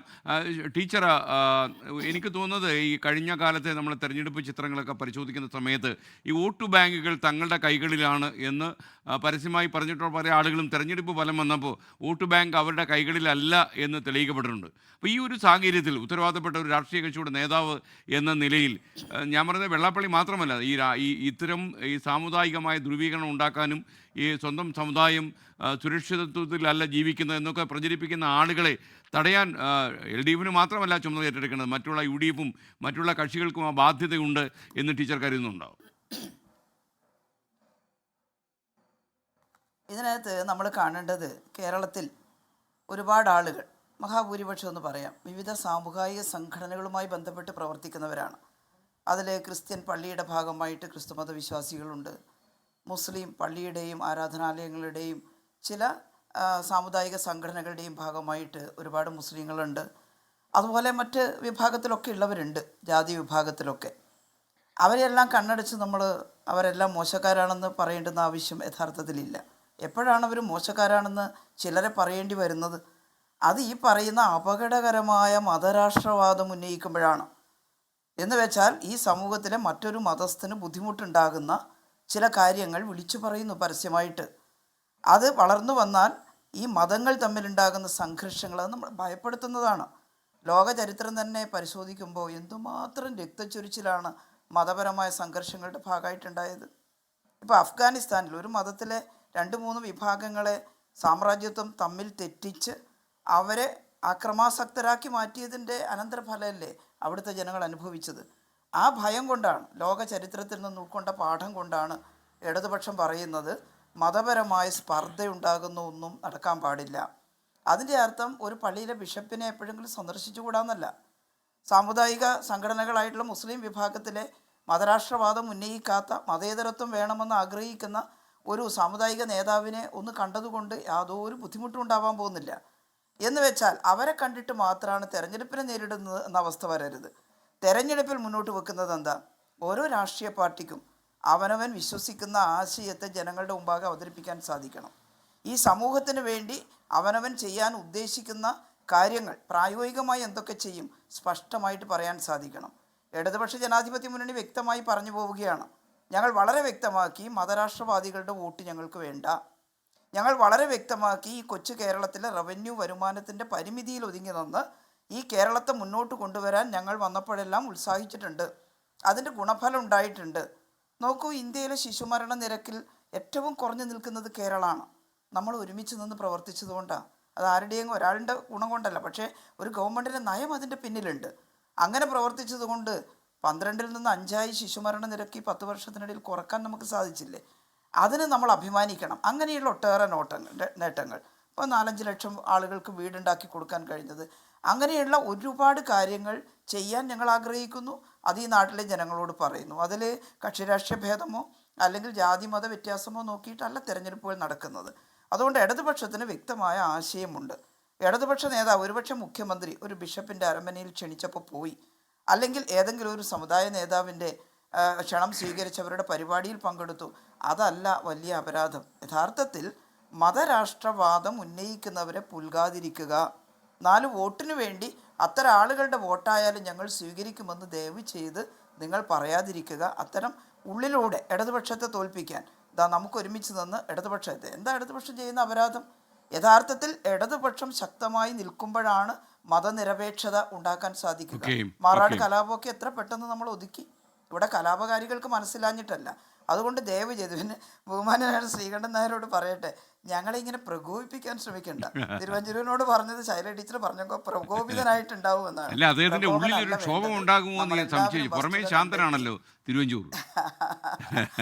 അത് തിരുവഞ്ചൂരിന് അത് പൊതുവെ ഉണ്ടാവാൻ, തിരുവഞ്ചൂർ പൊതുവെ ശാന്തനാണ്. ഞാനും അദ്ദേഹം പറഞ്ഞതിലൊന്നും പ്രകോപിതനാകാൻ ഉദ്ദേശിക്കുന്നില്ല. നമ്മൾ കാണേണ്ടത് യഥാർത്ഥ വസ്തുത കണ്ടുകൊണ്ട് സമൂഹത്തിന് വേണ്ടി പ്രവർത്തിക്കലാണ്. ഓക്കെ, ഒരു അശാന്തി പകരാൻ വേണ്ടിയല്ല ഞാൻ ചോദിക്കുന്നത്. ശ്രീ തിരുവഞ്ചൂർ, ഇപ്പോൾ തെരഞ്ഞെടുപ്പ് നിയമസഭാ തെരഞ്ഞെടുപ്പ് നമ്മുടെ ഒരു 5 കൊല്ലക്കാലം കേരളം ആര് ഭരിക്കണമെന്ന് തീരുമാനിക്കുന്ന സംഭവമാണ്. അതുകൊണ്ട് തന്നെ ഈ കക്ഷി രാഷ്ട്രീയക്കാരൊക്കെ തന്നെ വല്ലാത്ത സമ്മർദ്ദത്തിലാകുന്ന സമയത്ത് ഈ സമുദായ നേതാക്കന്മാർ ഇത് ചൂഷണം ചെയ്യാൻ ഇറങ്ങുന്നു എന്ന് നമുക്ക് സംശയിക്കാം. കാരണം ഈ തെരഞ്ഞെടുപ്പ് കാലം വരുമ്പോൾ അവർ കുറച്ചുകൂടി ശക്തിപ്പെടുന്ന ചിത്രം കാണാം. അപ്പോൾ ഈ സമ്മർദ്ദത്തിന് വഴിമരുന്നാകുന്ന ഈ ആളുകളെ നിരുത്സാഹപ്പെടുത്തേണ്ടതും കക്ഷി രാഷ്ട്രീയക്കാർ തന്നെയല്ലേ? എനിക്കറിയാം, ഒരു രാഷ്ട്രീയ കക്ഷി എന്നുള്ളതിൽ അധികാരത്തിൽ വന്നേ പറ്റൂ, അധികാരത്തിൽ വരണം, തെരഞ്ഞെടുപ്പിൽ നിന്നൊക്കെ മാറി നിൽക്കാൻ കഴിയില്ല. എന്നാൽ പോലും ഇത്തരം ആളുകൾ, ഇത് ഒരുതരം ഈ വേതാള സ്വരത്തിൽ വരുന്ന ഇത്തരം ആളുകൾ സമൂഹത്തിൽ ശക്തി പ്രാപിക്കുന്നത് എന്തുകൊണ്ടും അപകടകരമാണ് എന്ന് വിശ്വസിക്കുന്ന ഒരു മാധ്യമപ്രവർത്തനാണ് ഞാൻ. ശ്രീ തിരുവഞ്ചൂർ. ശ്രീകണ്ഠൻ, എനിക്ക് അങ്ങനെയുള്ളൊരു കാര്യം പറയണം. നമ്മൾ തെരഞ്ഞെടുപ്പിൽ നിൽക്കുന്നത് നിശ്ചിതമായ ചില പരിപാടികളുടെ അടിസ്ഥാനത്തിലാണ്. അത് രഹസ്യമായിട്ടല്ല, പരസ്യമായിട്ട് പറഞ്ഞുകൊണ്ടാവും. ആ നിലപാടിനോട് യോജിക്കുന്ന ആളുകൾ ഞങ്ങൾക്ക് വോട്ട് ചെയ്യണമെന്നുള്ളതാണ് ഞങ്ങളുടെ അഭ്യർത്ഥന. അതല്ലാതെ ഞങ്ങളുടെ നിലപാടിൽ നിന്ന് മാറ്റമുണ്ടാകണമെന്ന് നിർബന്ധിച്ചുകൊണ്ട് ആരും നമുക്ക് വോട്ട് ചെയ്യുന്നതിന് വേണ്ടി ശ്രമിക്കാറുമില്ല. അങ്ങനെ ആരും പറയുന്നത് ഞാനിതുവരെ കേട്ടിട്ടുമില്ല. ഞങ്ങൾക്കൊരു നിലപാടുണ്ട്. അത് ശൈലജ ടീച്ചർ പറഞ്ഞ് ഞാൻ ഷെയർ ചെയ്യുകയാണ്. ആ നിലപാടിൽ നിന്ന് ഞങ്ങൾ മാറുന്ന പ്രശ്നമേയില്ല. അത് രഹസ്യമായൊരു നിലപാടുമല്ല.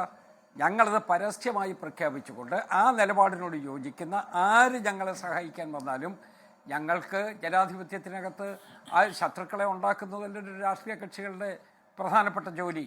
അതുകൊണ്ട് ആ നിലപാടിൽ നിന്ന് ഞങ്ങൾ മാറുന്ന പ്രശ്നമില്ല. ആ നിലപാടിൽ അടിയുറച്ച് തന്നെ ഞങ്ങൾ മുന്നോട്ട് പോകും. പിന്നെ ബാക്കിയുള്ള കക്ഷി രാഷ്ട്രീയ പ്രശ്നങ്ങൾ ഓരോ കാലഘട്ടത്തിൽ ഓരോ രൂപത്തിൽ വന്നുകൊണ്ടേയിരിക്കും. അതൊന്നും ഞങ്ങൾ അതിനകത്തൊരു വർഗീയ വികാരം ഉയർത്തുന്ന ഒരു കാര്യത്തിൽ ഞങ്ങൾ ഭാഗം ചേരുന്നതേയില്ല. ഞങ്ങൾ ആർക്കും വക്കാലത്ത് ഇടുന്നുമില്ല. ഞങ്ങൾ അവർക്ക് വേണ്ടി വാദിക്കുന്നുമില്ല. അതേസമയം ഒരു രാഷ്ട്രീയ പാർട്ടി എന്നുള്ള നിലയിൽ ഞങ്ങളുടെ നിലപാടുണ്ട്.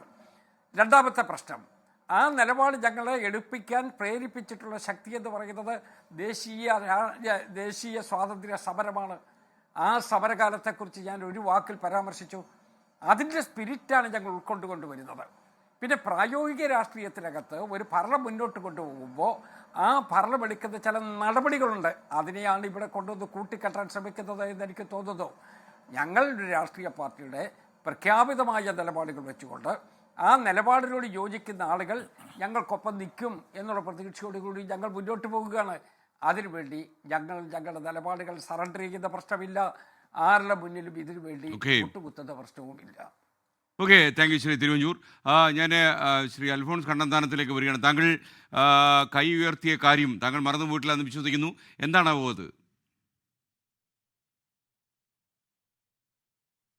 കുറച്ച് കാര്യങ്ങൾ, 1-2 റിമാർക്സ് കഴിഞ്ഞിട്ട് ഞാൻ എൻ്റെ വിഷയത്തിലേക്ക് വരാം. ഒന്ന്, ശ്രീമതി ടീച്ചർക്ക് ചരിത്രം അറിയത്തില്ല എന്ന് തോന്നി. ഇന്ന് ക്രിസ്ത്യാനികളുടെ ഏറ്റവും വലിയ പ്രൊട്ടക്ടറായിട്ട് ഞങ്ങൾ നിങ്ങളെ നോക്കിക്കോളാം എന്ന വികാരമാണ് നിങ്ങളെപ്പോഴും ഇന്ത്യയെ പറഞ്ഞു നടക്കുന്നത്. ടീച്ചർക്കറിയാവോ എത്ര കോടി ക്രിസ്ത്യാനികളെ റഷ്യയിൽ സ്റ്റാലിനും ലെനിനും ഈസ്റ്റേൺ യൂറോപ്പിലും റഷ്യയിലും കൊന്നു എന്ന് വല്ല പിടിയുണ്ടാകും? ചൈനയിൽ എത്ര കോടി ക്രിസ്ത്യാനികളെയും ബുദ്ധിസ്റ്റുകാരെയും മതത്തിൽ വിശ്വസിക്കുന്നവരെ കൊന്നു എന്ന് ടീച്ചർക്ക് വല്ല പിടിയുണ്ട്? ടീച്ചറെ ചരിത്രം മറക്കരുത്. രണ്ടാമത്, ജസ്റ്റിസ് കമാൽ ഭാഷാജി, അങ്ങ് എപ്പോഴും ഈ ചർച്ചയ്ക്ക് വന്നിട്ട് അങ്ങ് മാത്രമാണ് സമൂഹത്തിൻ്റെ ഏതാണ്ട് കോൺഷ്യൻസ് ക്രീപ്പ, മോറൽ അതോറിറ്റി എന്ന് പറഞ്ഞ് ഞാൻ പല പ്രാവശ്യം കേട്ടിട്ടുണ്ട്. ജസ്റ്റിസ് കമാൽ ഭാഷ, ഞാൻ ഡൽഹി കമ്മീഷണറായിരിക്കുമ്പോൾ 8 വർഷം ഞാൻ തോക്കും കൊണ്ട് നടന്നു. ഇവിടുത്തെ മഫിയയുടെ 14,310 കൊട്ടാരങ്ങൾ ഇടിച്ചു പൊളിച്ചു. എൻ്റെ ഭാര്യയെ അവർ അടിച്ചു മരിച്ചു എന്ന് പറഞ്ഞ് ഇട്ടിട്ട് പോയി. എൻ്റെ മക്കളെ അടിച്ചു. കമാൽ ഭാഷാജി, അങ്ങ് ഹൈക്കോടതിയിലെ എയർ കണ്ടീഷൻ മുറിയിൽ ഇരുന്നിട്ട് പുറത്തു വരുമ്പോൾ ഇപ്പം മനോഹരമായിട്ട് ഇതൊക്കെ പറയാൻ സാധിക്കും.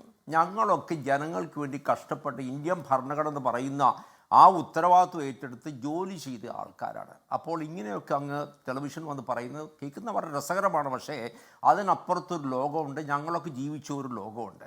പിന്നെ ശ്രീകണ്ഠൻ നായർ, നമുക്ക് ഈ മതത്തിൻ്റെ ജാതിയുടെ അപ്പുറത്തെ ഞാൻ പറയട്ടെ, കേരളത്തിൽ ഞാൻ പറയാം 4 കാര്യങ്ങൾ നമുക്ക് ചെയ്യാൻ പറ്റുമോ? ഞാൻ യഥാർത്ഥ കാര്യങ്ങളിലേക്ക് പോകാം. കേരളത്തിൻ്റെ വിഷയം ഒന്ന്, മുല്ലപ്പെരിയാർ ഡാമാണ് കേരളത്തിൻ്റെ ഏറ്റവും വലിയ വിഷയം.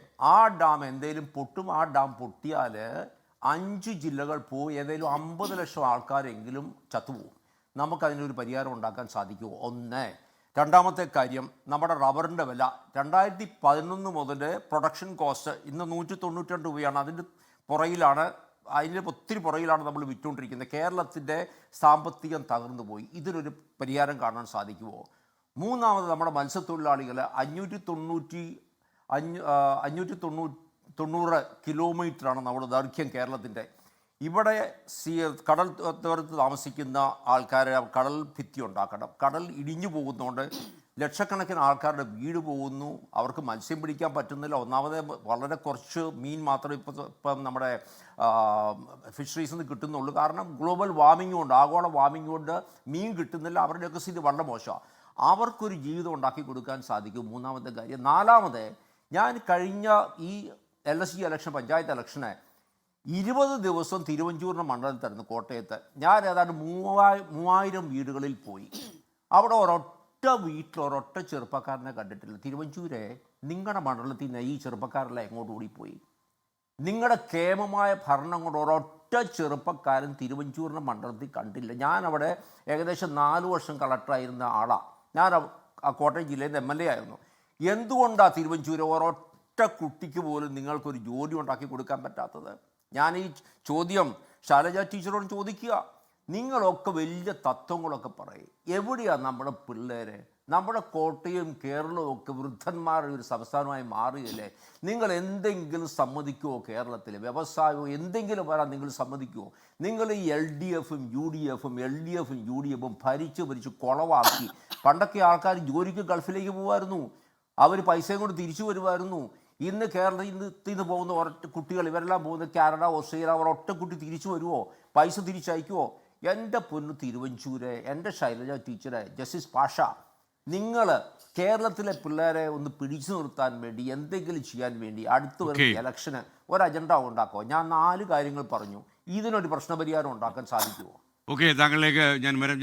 ജസ്റ്റിസ് കമാൽ പാഷ, ഈ ഹൈക്കോടതിയുടെ ശീതീകരിച്ച മുറിയിൽ നിന്ന് പുറത്തേക്ക് വരുമ്പോൾ താങ്കൾ കാണുന്ന കേരളം, ആ രീതിയിലായിരുന്നു ഈ ശ്രീ അൽഫോൺസ് കണ്ണന്താനം പറഞ്ഞത്. താങ്കൾ ഈ അഭിപ്രായം താങ്കൾ രേഖപ്പെടുത്തുമ്പോൾ തന്നെ ഒരു കാര്യം കൂടി താങ്കളുടെ ശ്രദ്ധയിൽ കൊണ്ടുവരാൻ ഞാൻ ആഗ്രഹിക്കുന്നു.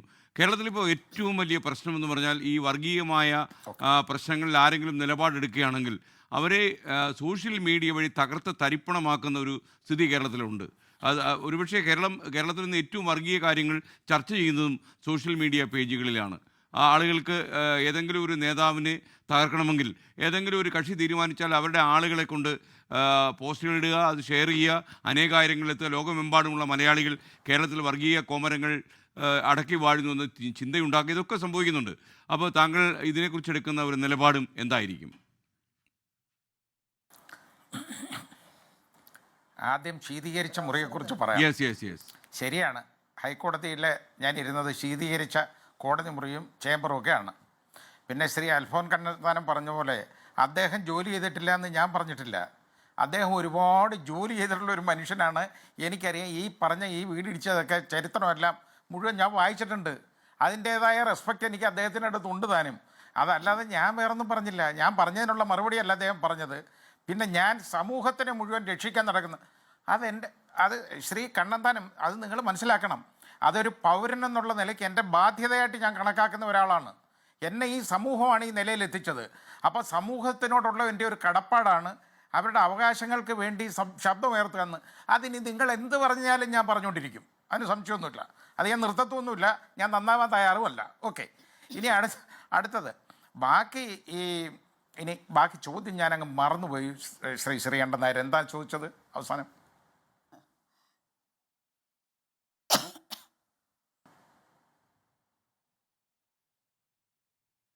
ശ്രീ കമാൽ പാഷ, എന്താ സംഭവിച്ചത് മനസ്സിലായില്ല. ചോദ്യം ഓക്കെ. അതായത് നമ്മളിപ്പോൾ ഈ വർഗീയ മനസ്സിലായി താങ്കളുടെ സംശയം മനസ്സിലായി. അതായത് ഈ വർഗീയത കൂടുതൽ പ്രചരിപ്പിക്കാൻ സോഷ്യൽ മീഡിയ പേജുകളൊക്കെ ഇന്ന് അതിശക്തമായി ഉപയോഗിക്കുന്നുണ്ട്. മാത്രമല്ല അത് ഒളിഞ്ഞിരിക്കും, ചിലപ്പോൾ തെളിഞ്ഞിരിക്കും. മതി അത് പറയാം. വളരെ കഷ്ടമാണ്. കാരണം ഓരോ മനുഷ്യരും അവരെ എന്തെങ്കിലും ഒരു പ്രസ്താവനയൊക്കെ നടത്തുന്ന അവരുടെ അഭിപ്രായമായിരിക്കും. അത് അത്രത്തോളം വലിയ കുഴപ്പമൊന്നുമുള്ള കാര്യമല്ലെങ്കിൽ അതങ്ങ് വിട്ടേക്കണം. അതിന് പകരം ഈ ഓരോ ആളുകളെ എൻഗേജ് ചെയ്തേക്കാണ് സോഷ്യൽ മീഡിയയിൽ ഒരാളെ തകർക്കാൻ. അങ്ങനെ ഒരുപാട് നമ്മൾ കാണുന്നുണ്ട്. കുറേ പേരുകൾ ഇതിനായിട്ടുള്ള തൊഴിലാളികളുണ്ട്, അവർ അങ്ങ് ഇറങ്ങുകയാണ് ഓരോ കാര്യത്തിനും. അത് വളരെ മോശമായൊരു പ്രവണതയാണ്. അത് വളരെയധികം മിസ്യൂസ് ചെയ്യുന്നുണ്ട് സോഷ്യൽ മീഡിയയിൽ. യഥാർത്ഥത്തിൽ അതിനൊക്കെ ഒരു ചെക്ക് കൊണ്ടുവരണം എന്ന് തന്നെയാണ് എൻ്റെ അഭിപ്രായം. കാരണം അതിനെ കുറച്ച് നിയന്ത്രിക്കണം. നിയന്ത്രിച്ചില്ലെങ്കിൽ ഇത് അനിയന്ത്രിതമായിട്ട് ആർക്കും ആരെ എന്തും പറയാം എന്നുള്ള ഒരു നിലയായിട്ട് മാറുകയാണ്. അങ്ങനെ പറയരുത്. ഇല്ലാത്ത കാര്യങ്ങളൊന്നും വിളിച്ചു പറയരുത്. അത് ഒരുപാട് പറയുന്നുണ്ട്, അത് സത്യവുമാണ്. അത് വളരെ ബുദ്ധിമുട്ട് ആളുകൾ ഉണ്ടാക്കുന്നുണ്ട്. അത് ഒരു സോഷ്യൽ മീഡിയ യുദ്ധമായിട്ട് ഇപ്പോൾ അങ്ങ് മാറിയേക്കാണിത്. കാര്യം പിന്നെ വേറെ കാര്യമുള്ളത്, ഇതുപോലെ ഈ വർഗീയ വിദ്വേഷമൊക്കെ പുലമ്പുന്ന ആളുകളെ അവരെ രണ്ട് വർത്തമാനം പറഞ്ഞുകൊണ്ട് കുഴപ്പമൊന്നുമില്ല, നാട്ടുകാരൊക്കെ അറിയട്ടെ, അത് കുഴപ്പമൊന്നുമില്ല. കാരണം അങ്ങനെയെങ്കിലും ഇതൊന്ന് നിർത്തുമെങ്കിൽ നല്ലത്. അതേ ഉള്ളതിനകത്ത്, വേറെ കുഴപ്പമൊന്നുമില്ല. Okay, thank you Shri Kamal Pasha. ഞാൻ ടീച്ചറിലേക്ക് വരികയാണ്. ടീച്ചർ, നമ്മുടെ ഈ അൽഫോൺസ് കണ്ണന്താനം പറഞ്ഞ ചില കാര്യങ്ങൾ, അപ്പോൾ കേരളത്തിൽ ഒരു വ്യവസായം വരാൻ പോലും അനുവദിക്കുന്നില്ല LDF UDF എന്ന രീതിയിലുള്ള കാര്യങ്ങളൊക്കെ അദ്ദേഹം പറഞ്ഞു വെച്ചു. താങ്കൾക്ക് ഇതിനോടുള്ള നിലപാട് എനിക്കറിയാം, എന്നാൽ പോലും ജനങ്ങൾക്ക് അറിയാൻ വേണ്ടി താങ്കൾ നിലപാട് വ്യക്തമാക്കുക. അതെ, യഥാർത്ഥത്തിൽ ഈ അൽഫോൺസ് കണ്ണന്താനം സാറും ഞാനും അസംബ്ലിയിൽ അടുത്തടുത്തായിരുന്നു, ഞങ്ങൾ സുഹൃത്തുക്കളൊക്കെയാണ് ഇപ്പോഴും. അതെ, പക്ഷെ അദ്ദേഹം ശ്രീ നരേന്ദ്രമോദിയിലുള്ള വലിയ ആരാധന കൊണ്ടാണ് BJPയിൽ ചേർന്നതെന്ന് പറഞ്ഞെങ്കിലും അദ്ദേഹം ഈ വർഗീയവാദപരമായ ആശയങ്ങൾക്ക് കീഴ്പ്പെട്ടു പോയി എന്നാണ് എനിക്കിപ്പം ഭയമാകുന്നത്. കാരണം അദ്ദേഹം വായിച്ച, ഞാൻ ഒരു ചരിത്ര പണ്ഡിതിയൊന്നുമല്ല, പക്ഷേ കുറച്ചൊക്കെ ചരിത്രം അറിയാം. അദ്ദേഹം ഇപ്പോൾ പറഞ്ഞിട്ടുള്ള കാര്യങ്ങൾ ഇടതുപക്ഷത്തിനെതിരായി വർഗീയവാദികൾ പ്രചരിപ്പിക്കുന്ന കാര്യമാണ്. നോക്കൂ, അദ്ദേഹം വായിച്ച ചരിത്ര പുസ്തകത്തിൻ്റെ താളുകൾ മാറിപ്പോയോ എന്ന് എനിക്കൊരു സംശയമുണ്ട്. ക്രിസ്ത്യാനികളെ കൂട്ടക്കൊല ചെയ്തത് സോവിയറ്റ് റഷ്യയിലല്ല. ക്രിസ്ത്യാനികളെ കൂട്ടക്കൊല ചെയ്തത് 30കളിലെ ഹിറ്റ്ലറുടെ ഭരണകാലത്ത് ജർമ്മനിയിലാണ്. ആ ഹിറ്റ്ലർക്കെതിരെ ശക്തമായ പോരാട്ടം നയിച്ച് ഹിറ്റ്ലറെ പരാജയപ്പെടുത്തുകയാണ് സോവിയറ്റ് റഷ്യയിലെ കമ്മ്യൂണിസ്റ്റ് പാർട്ടിയുടെ നേതൃത്വത്തിൽ ചെയ്തത്. ഹിറ്റ്ലർ പറഞ്ഞത് അപടി അനുസരിക്കാനും ഹിറ്റ്ലറെ ആരാധനാമൂർത്തിയായിട്ട് സ്വീകരിക്കുകയും ചെയ്യുന്ന ഒരു പ്രസ്ഥാനത്തിൻ്റെ ഭാഗമായിട്ട് നിൽക്കുകയാണ് ശ്രീ കണ്ണന്താനം സർ. നോക്കൂ, ജൂതന്മാരെയാണ് ആദ്യം കൊലപ്പെടുത്തുക എന്ന് പറഞ്ഞു. ഓഷ്വിറ്റ്സൊക്കെ ഓർമ്മയുണ്ടല്ലോ. പിന്നീട് ആ സമയത്ത് കത്തോലിക്കരെയും പ്രൊട്ടസ്റ്റൻറ്റുകാരെയും ഒരുമിച്ച് വിളിച്ചു ഹിറ്റ്ലർ, നിങ്ങളെ ഒന്നും ചെയ്യില്ല. പിന്നീട് പറഞ്ഞു, ഞങ്ങൾ കത്തോലിക്കർക്കെതിരെ മാത്രമേ നിൽക്കുകയുള്ളൂ, പ്രൊട്ടസ്റ്റൻറ്റുകാരെ ദ്രോഹിക്കില്ല. അപ്പോൾ കത്തോലിക്കർ കൂടെ പോയി ഹിറ്റ്ലറുടെ, പ്രൊട്ടസ്റ്റൻറ്റുകാർ മാറി നിന്നു. അവസാനം പ്രൊട്ടസ്റ്റൻറ്റുകാരെയും ഹിറ്റ്ലർ ആക്രമിച്ചു. കൂട്ടത്തിൽ കമ്മ്യൂണിസ്റ്റുകാരെ കൂട്ടത്തോടെ കശാപ്പ് ചെയ്തു. ആ ഹിറ്റ്ലറുടെ വർഗീയവാദത്തിനെതിരായിട്ടാണ് സോവിയറ്റ് റഷ്യ പ്രവർത്തിച്ചത്. ഒരു കാര്യം കൂടി പറയാം, ഈ വിപ്ലവത്തിൻ്റെയൊക്കെ ഭാഗമായിട്ട് പരസ്പരം ഒരുപാട് പോരാട്ടങ്ങളും പരസ്പര ഏറ്റുമുട്ടലുകളും കൊലപാതകങ്ങളും ഒക്കെ ഉണ്ടായിട്ടുണ്ട്. ഒരു കാര്യം പറയാം, സോവിയറ്റ് റഷ്യയിൽ കമ്മ്യൂണിസ്റ്റ് പാർട്ടി അധികാരത്തിൽ വന്നിട്ടും സെൻറ്റ് പീറ്റേഴ്സ്ബർഗിലെ അതിപ്രശസ്തമായിട്ടുള്ള ക്രിസ്ത്യൻ ദേവാലയത്തിനൊരു പോറലും ഏറ്റിട്ടില്ല. ഇന്നും അത് തലയുയർത്തി നിൽക്കുകയാണ്. റഷ്യ സന്ദർശിക്കുന്നവർ ക്രെംലിൻ കൊട്ടാരം കാണുന്നുണ്ട്, സെൻറ്റ് പീറ്റേഴ്സ്ബർഗിലെ ദേവാലയം കാണുന്നുണ്ട്. ചൈനയിൽ മതത്തിനെതിരാണെന്ന് പ്രചരണം നടന്നു, ഇരുമ്പ് മറിയാണെന്നൊക്കെ പറഞ്ഞു. ഇപ്പം ചിലർ അവിടെ പോയിട്ട് യൂട്യൂബ് ചാനലിൽ അവിടുത്തെ മുസ്ലിം ദേവാലയത്തിലെ പ്രാർത്ഥനയും പള്ളിയിലെ പ്രാർത്ഥനയും ക്രിസ്ത്യൻ പള്ളിയിലെ പ്രാർത്ഥനയും ഒക്കെ പകർത്തി നമുക്ക് കാണാൻ തരികയാണ്.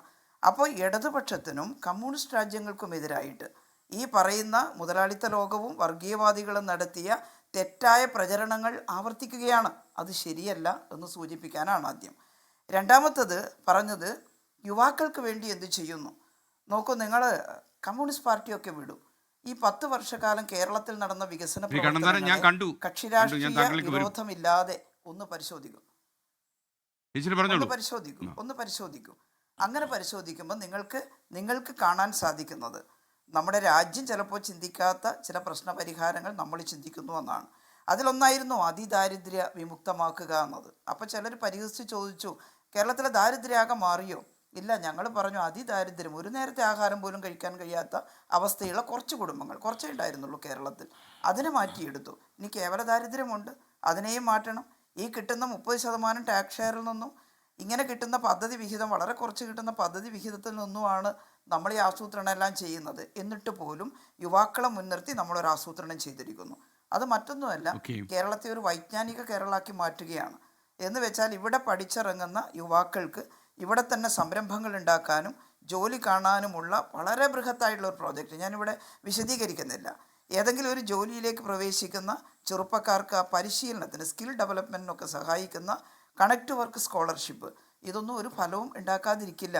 എന്നാൽ എല്ലാ പ്രശ്നവും അപ്പടി പരിഹരിച്ച് കളയും ഇതുകൊണ്ട് എന്നൊന്നുമല്ല. ഈ രാജ്യത്തിൻ്റെ ഒരു സംസ്ഥാനമാണ്. കൈയയച്ച് സംസ്ഥാനത്തെ സഹായിച്ചാൽ, യഥാർത്ഥ ഫിസ്ക്കൽ ഡെമോക്രസി നിങ്ങൾ കാണിച്ചാൽ മാത്രമേ സംസ്ഥാനത്തിന് കുറേ കൂടി കാര്യങ്ങൾ ചെയ്യാൻ സാധിക്കൂ. അത് ഈ രാജ്യം ചെയ്യണമെന്നാണ് ഞങ്ങളുടെ വാശി, മറ്റൊന്നുമല്ല. നമുക്കിതെല്ലാം ഒരുമിച്ച് നിന്നിട്ട് ചെയ്യാം. അതിങ്ങോട്ട് തരൂ ഞങ്ങളുടെ കാശ്. ഓക്കെ, ഞാൻ ടീച്ചറിലേക്ക് വരാം. ശ്രീ അൽഫോൺസ് കണ്ണന്താനം, എനിക്ക് തോന്നുന്നത് ശ്രീ തിരുവഞ്ചൂർ പറഞ്ഞാൽ താങ്കൾക്ക് ചില കാര്യങ്ങൾക്ക് കൂടി മറുപടി പറയാനുള്ള ഇടം അവിടെ ഉണ്ടാകും. ശ്രീ തിരുവഞ്ചൂർ, അങ്ങയുടെ മണ്ഡലത്തിലെ ഈ ചെറുപ്പക്കാരൊക്കെ എങ്ങോട്ട് പോയി എന്നൊരു ചോദ്യം ശ്രീ കണ്ണന്താനം ചോദിച്ചു. മറുപടി. യഥാർത്ഥത്തിൽ ആ ചോദ്യം ഞാൻ കണ്ണന്താനത്തോട് ചോദിക്കേണ്ടതാണ്. അദ്ദേഹത്തോട് ഞാൻ മനഃപൂർവ്വമായി ചോദിക്കാതിരുന്നതാണ്. കാരണം ഇവിടെ നിന്നുള്ള മൈഗ്രേഷനാണ് നമ്മുടെ സംസ്ഥാനത്ത് നടക്കുന്നത്. ആ മൈഗ്രേഷൻ അദ്ദേഹം ഇതുവരെ കണ്ടിട്ടില്ല എന്ന് പറയുന്നത് ശരിയാണോ? അപ്പോൾ എവിടെ നോക്കിയാണ് നടന്നത്? മാനം നോക്കി നടന്നത് കൊണ്ട് മാത്രമല്ല ഈ മൈഗ്രേഷൻ കാണാതെ പോയത്. നമ്മുടെ നാട്ടിലെ കോട്ടയത്ത് മാത്രമല്ല, കേരളത്തിലാകമാനം ലക്ഷക്കണക്കിന് ആളുകൾ മറ്റ് സ്ഥലങ്ങളിലേക്ക് മൈഗ്രേറ്റ് ചെയ്ത് പോവുകയാണ്. അവരെ ഇവിടെ പിടിച്ചു നിർത്തുന്നതിന് വേണ്ടിയുള്ള ഒരു പദ്ധതിയെക്കുറിച്ച് പറഞ്ഞിട്ടുണ്ടോ? ഇനി നരേന്ദ്രമോദി ഗവൺമെൻറ്, ആ ഗവൺമെൻറ് ഇതിനു വേണ്ടി എന്തെങ്കിലും പുതുതായി ഒരു പദ്ധതി ഉണ്ടാക്കിയിട്ടുണ്ടോ? ഞങ്ങൾ പ്രതിപക്ഷത്തിരിക്കുന്ന രാഷ്ട്രീയ പാർട്ടിയോട് വെടിവെക്കുന്നത് പോലെ അങ്ങ് ചോദ്യം ചോദിക്കുന്നത് ഞാൻ സമ്മതിച്ചു. അത് അങ്ങയുടെ രാഷ്ട്രീയ ദൗത്യമാണ്. അതിനേക്കാൾ അപ്പുറത്ത് മറുപടി പറയേണ്ടത് അങ്ങ് തന്നെയാണ്. കാരണം ഇന്ത്യയുടെ മുഴുവൻ സമ്പത്തും കയ്യിൽ വെച്ചുകൊണ്ട് ഭരണം നടത്തിക്കൊണ്ടിരിക്കുന്ന ഗവൺമെൻറ് ചോദിക്കുകയാണ്, ഈ കുട്ടികൾ ഇവിടെ പോയി. ഞാൻ തിരിച്ചു ചോദിക്കുന്നു, ഈ കുട്ടികളെ നിങ്ങൾ എന്ന് മടക്കിക്കൊണ്ടുവരും? അതിന് പറ്റുന്ന എന്ത് നടപടി ഇവിടെയുണ്ട്? ഞാൻ ഒറ്റയ്ക്ക് ഓരോ സ്ഥാപനത്തെക്കുറിച്ചും എടുത്ത് ചോദിക്കാം. ഞാൻ പക്ഷേ ഈ സമയത്ത്, ചെറിയ സമയത്ത് ഒരു വയലൻസ് ഉണ്ടാക്കാൻ ഞാൻ ആഗ്രഹിക്കുന്നതില്ല. അതിനേക്കാൾ അപ്പുറത്ത് സൈലൻ്റായിട്ട് ഈ കാര്യത്തെക്കുറിച്ച് നമ്മൾ ചിന്തിക്കണം. ഈ നാട്ടിലെ പാവപ്പെട്ട കുട്ടികൾക്ക് ഇവിടെ ജീവിക്കാൻ പറ്റുന്ന പുതിയ സ്ഥാപനങ്ങൾ, പുതിയ സംരംഭങ്ങൾ, അവർക്ക് ജോലി ചെയ്യാൻ പറ്റുന്ന അന്തരീക്ഷം, ആ അന്തരീക്ഷം ഉണ്ടാക്കാൻ കഴിയണ്ടേ? അതിനുവേണ്ടി എന്തേ ഒരു നടപടിയും എടുക്കാത്തത് എന്ന് ഞാൻ ചോദിച്ചാൽ അങ്ങ് ദയവായിട്ട് എന്നോട് പ്രകോപിതരാകരുത് എന്ന് മാത്രം ഞാൻ ഓർമ്മിപ്പിക്കുകയാണ്. Okay, thank you Shri Thiruvanchoor Radhakrishnan. എന്തായാലും കണ്ണന്താനത്തിന് പ്രകോപനപരമായിട്ട് എന്തോ പറയാനുണ്ടെന്ന് തോന്നുന്നു. കാര്യം അദ്ദേഹം ലേശം മാനസിക അസ്വാസ്ഥ്യം പ്രകടിപ്പിച്ചു ഇടയ്ക്ക്. ഈ ചർച്ച ഇതിൻ്റെ അവസാന ഘട്ടത്തിലേക്ക് കടക്കുകയാണ്. ശ്രീ അൽഫോൺസ് കണ്ണന്താനം, താങ്കൾക്ക് പറയാനുള്ളത് പറയാം. താങ്കൾ മുല്ലപ്പെരിയാർ പോലെ വളരെ സജീവമായ ചില വിഷയങ്ങൾ തന്നെയാണ് ഉയർത്തിയത്. അത് വേറൊരു വിഷയം തന്നെയാണ്, നമുക്ക് വളരെ വിശദമായി ചർച്ച ചെയ്യേണ്ട വിഷയമാണ്. നമ്മുടെ ജനങ്ങൾക്ക് ആശങ്കയുള്ളൊരു കാര്യം തന്നെയാണ് മുല്ലപ്പെരിയാർ. അപ്പോൾ മറ്റ് കാര്യങ്ങളിൽ താങ്കൾക്കുള്ള വിയോജിപ്പ് എന്താണ് എന്ന് പറഞ്ഞാൽ നന്നായി. വളരെ കുറച്ച് സമയം മാത്രമേ എടുക്കാൻ നമുക്കിനി സാഹചര്യമുള്ളൂ. ജസ്റ്റിസ് കമാൽ പാഷ, അങ്ങ് വളരെ നല്ല ജഡ്ജിയായിരുന്നു, വളരെ നല്ല മനുഷ്യനാണ്. അങ്ങ് പറയുന്ന കാര്യങ്ങൾ ഇനി പറഞ്ഞോണേ. ഞാൻ അങ്ങയുടെ വലിയൊരു അഡ്മയറാണ്. ആദ്യത്തെ ഒന്ന് ക്ലാരിഫൈ ചെയ്തോട്ടെ. ഞാൻ ടീച്ചറെ വളരെ സുഹൃത്താണ്, ടീച്ചറെ വലിയ അഡ്മയറുമാണ്. പക്ഷേ ടീച്ചറെ ചരിത്രം ഇങ്ങനെ വൈറ്റ് വാഷ് ചെയ്യരുത്. ടീച്ചർ പറയുന്നതനുസരിച്ച് ഇന്ന് പറച്ചിൽ കേട്ടാൽ ലെനിനും മാവോയും ഒക്കെ മാർപ്പാപ്പ ആകേണ്ട ആൾക്കാരാണെന്ന വിധത്തിലാണ് ടീച്ചറിൻ്റെ പറച്ചിൽ. നടന്നോട്ടെ, അടുത്ത പ്രാവശ്യം ടീച്ചർ പോകുമ്പോൾ അവരുടെ കയ്യിലൊരു കുരിശും ഒരു കൊന്തയൊക്കെ ഒന്ന് അവരുടെ പ്രതിമയിലൊന്ന് ഇട്ടേരെ കേട്ടോ. അപ്പോൾ അവരെ നമുക്ക് നല്ല ക്രിസ്ത്യാനികളാക്കാം. രണ്ടാമത് ഹിറ്റ്ലറുടെ സാമ്രാജ്യത്തെയും ഫ്യൂററെയും അദ്ദേഹത്തിൻ്റെ പ്രസ്ഥാനത്തെയൊക്കെ നമ്മുടെ BJP ആണ് താരതമ്യപ്പെടുത്തുക എന്ന് പറഞ്ഞാൽ, ടീച്ചറെ എന്തൊക്കെ കാര്യങ്ങൾ ഇന്ത്യയിലെ പാവങ്ങൾക്ക് വേണ്ടി ആർക്കെങ്കിലും ഇത്രയും കാര്യം ചെയ്യാൻ സാധിച്ചിട്ടുണ്ടോ? BJP സാധിച്ചിട്ടില്ല. അങ്ങനെ ഒരു ഭരണമാണ് ഇവിടെ നടക്കുന്നത്.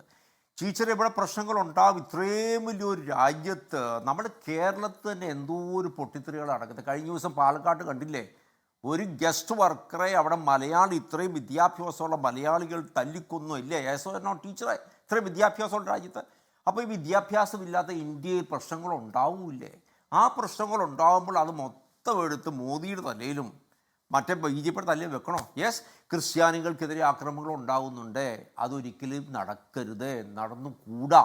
മുസ്ലിങ്ങൾക്കെതിരെ ആക്രമണം ഉണ്ടാകുന്നുണ്ട്, അത് നടന്നുകൂടാ. ഹിന്ദുക്കൾക്കെതിരെ ഉണ്ടാകുന്നില്ലേ, അത് നടന്നുകൂടാ. ഇതൊക്കെ സംഭവിക്കാത്ത കാര്യങ്ങളാണ്, സംഭവിക്കരുത് ഒരിക്കലും. ഞാൻ ഒരു ഉറുമ്പിനെ പോലും കൊല്ലുന്ന ആളല്ല. ഞാൻ തോക്കും കൊണ്ട് നടക്കുന്ന ആളാണെങ്കിലും ശ്രീരനാഥൻജി, ഞാൻ ഒരു ഉറുമ്പിനെ പോലും കൊല്ലാറില്ല. ഞാൻ സമാധാനപരമായി എല്ലാവരും ജീവിക്കണമെന്ന് ആഗ്രഹിക്കുന്ന ആളാണ്. അപ്പം ഞാൻ എന്ത് നടന്നാലും മോദിയെ സപ്പോർട്ട് ചെയ്തില്ല. നല്ല ഭരണം നടക്കുമ്പോൾ, അത് പറഞ്ഞാൽ ജനങ്ങൾക്ക് വേണ്ടി കാര്യങ്ങൾ ചെയ്യുമ്പോൾ ഞാൻ അതിനെ സപ്പോർട്ട് ചെയ്യും. അതാണ് അതിൻ്റെ കാര്യങ്ങൾ. കേരളത്തിലെ ഇവിടെ തിരുവഞ്ചൂർ പറഞ്ഞ കാര്യം, തിരുവഞ്ചൂർജി അങ്ങ് രാഷ്ട്രീയത്തിൽ വന്നൊരു എത്ര വർഷമായെന്ന് എനിക്കറിയത്തില്ല, 50 വർഷമെങ്കിലും ആയി മിനിമം. തിരുവഞ്ചൂർജി, താങ്കൾ അവിടെ വെച്ചിരിക്കുന്ന, താങ്കൾ പറഞ്ഞ് ഞാൻ എങ്ങോട്ടും നോക്കുന്നില്ല എന്ന്. ഞാൻ കോട്ടയത്ത് ശീമാട്ടി ജംഗ്ഷനിൽ ചെന്നപ്പോൾ അങ്ങ് ഉണ്ടാക്കി വെച്ചിരിക്കുന്ന ആകാശപാത കണ്ടു. തിരുവഞ്ചൂർ ഈ അങ്ങ് ആകാശപാതയെ മുടക്കിയ പൈസ ഉണ്ടായിരുന്നെങ്കിൽ കോട്ടയത്ത് ഒരു 5000 ചെറുപ്പക്കാർക്കെങ്കിലും തൊഴിൽ കൊടുക്കാമായിരുന്നു. താങ്കൾ എന്തൊക്കെയാണ് തിരുവഞ്ചൂർ അവിടെ കോട്ടയത്തിന് ചെയ്തിരിക്കുന്നത്? താങ്കൾ ഒരു ഇൻഡോർ സ്റ്റേഡിയം അവിടെ ഉണ്ടാക്കി വെച്ചു. അതൊന്ന് പ്രവർത്തിക്കുകയാണെങ്കിൽ ഒരു 500 പേർക്കെങ്കിലും തൊഴിൽ കൊടുക്കാൻ. ശ്രീ കണ്ണന്താനം, അദ്ദേഹത്തിന്റെ ആകാശപാതയുടെ കാര്യത്തിൽ അദ്ദേഹത്തിന്റെ മറുപടി ഉണ്ട്, അദ്ദേഹം പറയട്ടെ അല്ലേ? രാജാവാ ശ്രീ തിരുവഞ്ചൂർ പറയൂ. അതാ പറഞ്ഞ അവിടെ നമുക്ക് പയറ് നമുക്ക് പടലും ഇതുണ്ടല്ലോ, ഒരു കാര്യം ഞാൻ പറയാം. കൃഷി ചെയ്യാം. അതൊരു കാര്യം ചെയ്താൽ മതി. അല്ല വേറെ തിരുവഞ്ചൂർ ഒരു കാര്യം ചെയ്താൽ മതി. അദ്ദേഹം പറയട്ടെ. ശ്രീ കണ്ണന്താനം, താങ്കൾ മറുപടി പറയാൻ അവസരമുണ്ട്, കുഴപ്പമില്ല. അതിന്റെ മുകളില് തിരുവഞ്ചൂര് ഒരു പ്രതിമയും കൂടെ ഉണ്ടാക്കി വെക്കണം. ഒരു പ്രതിമ അല്ല, അങ്ങ് ഇത് ഏറ്റെടുത്തങ്ങ് പൂർത്തീകരിച്ച് തന്നാൽ മതി. എന്റെ ആഗ്രഹം എന്താ, ഇത് പൂർത്തീകരിക്കാന്നുള്ളതാ. അങ്ങ് നടക്കാത്തത് എന്താ, അത് അങ്ങേക്കും അറിയാം. അങ്ങ് ഇത് ഏറ്റെടുത്തങ്ങ് പൂർത്തീകരിച്ചോ? അങ്ങ് ഏറ്റെടുത്ത് പൂർത്തീകരിച്ചോ? ഇൻഡോർ സ്റ്റേഡിയം അങ്ങ് വന്ന് ബന്ധു കളിച്ചതുണ്ടോ? അതൊന്നും തടസ്സമല്ല. അങ്ങയുടെ രാഷ്ട്രീയം മറ്റുള്ളവരുടെ നന്മ കാണാനേ കഴിയില്ല എന്നുള്ള രൂപത്തിൽ എത്തിയതിൽ എനിക്കെന്ത് ചെയ്യാൻ പറ്റും? ഞാൻ അങ്ങയോട് സഹതപിക്കണം. അങ്ങ് 3000 വീടുകളിൽ ഇവിടെ പോയി എന്ന് പറഞ്ഞല്ലോ. ആ 3000 വീടുകളിൽ പോയിട്ടുള്ള പ്രതികരണം എന്താണെന്നുള്ളത് എനിക്കറിയാം. ഒന്നും ചെയ്യാൻ അതൊക്കെ വിട്ടേക്കാം. ജനങ്ങളുടെ പൈസ എടുത്ത് എങ്ങനെ വേണ്ട, അത് ശരിയാണ്. എനിക്ക് അതാണ് അങ്ങയുടെ ആകാശപാത. അതാണ് സമ്മതിച്ചോന്നേ. അങ്ങ് ഏറ്റെടുക്ക്, ഇത് ഏറ്റെടുക്ക്. അങ്ങയുടെ കയ്യിൽ അധികാരമുണ്ടല്ലോ, അങ്ങയുടെ സമ്പത്തുണ്ടല്ലോ, അങ്ങക്ക് സ്വത്തുണ്ടല്ലോ. ഇതങ്ങ് ഏറ്റെടുത്തിട്ട് നടപ്പാക്ക്. എന്നിട്ട് അതൊന്ന് കാണിച്ചു കൊടുക്ക്. ഞങ്ങളെ കൂടെ കാണിക്കുക. അപ്പൊ ഞങ്ങൾക്ക് സന്തോഷമേ ഉള്ളൂ. ഞങ്ങൾക്കത് നടക്കണമെന്നുള്ളതല്ലാതെ വേറെ തർക്കിക്കണമെന്ന് എനിക്ക് ആഗ്രഹമില്ലല്ലോ. അങ്ങ് ഇത് ഏറ്റെടുക്ക്, നടപ്പാക്ക്. അങ്ങയുടെ കയ്യിലെ ഇവിടെ നമ്മളുടെ റോഡ്സ് ആൻഡ് ബ്രിഡ്ജസ് എല്ലാം അത് അങ്ങയുടെ വകുപ്പിൽപ്പെട്ടതല്ലേ, കേന്ദ്ര ഗവൺമെന്റിന്റെ അല്ലേ? അങ്ങയുടെ ഇവിടെ നാഷണൽ ഹൈവേയിലല്ലേ അത് നിൽക്കുന്നത്? MC റോഡ് നാഷണൽ ഹൈവേ ആണെന്നുള്ള വിവരം അങ്ങേക്ക് അറിയാതിരിക്കാൻ സാധ്യതയില്ലല്ലോ.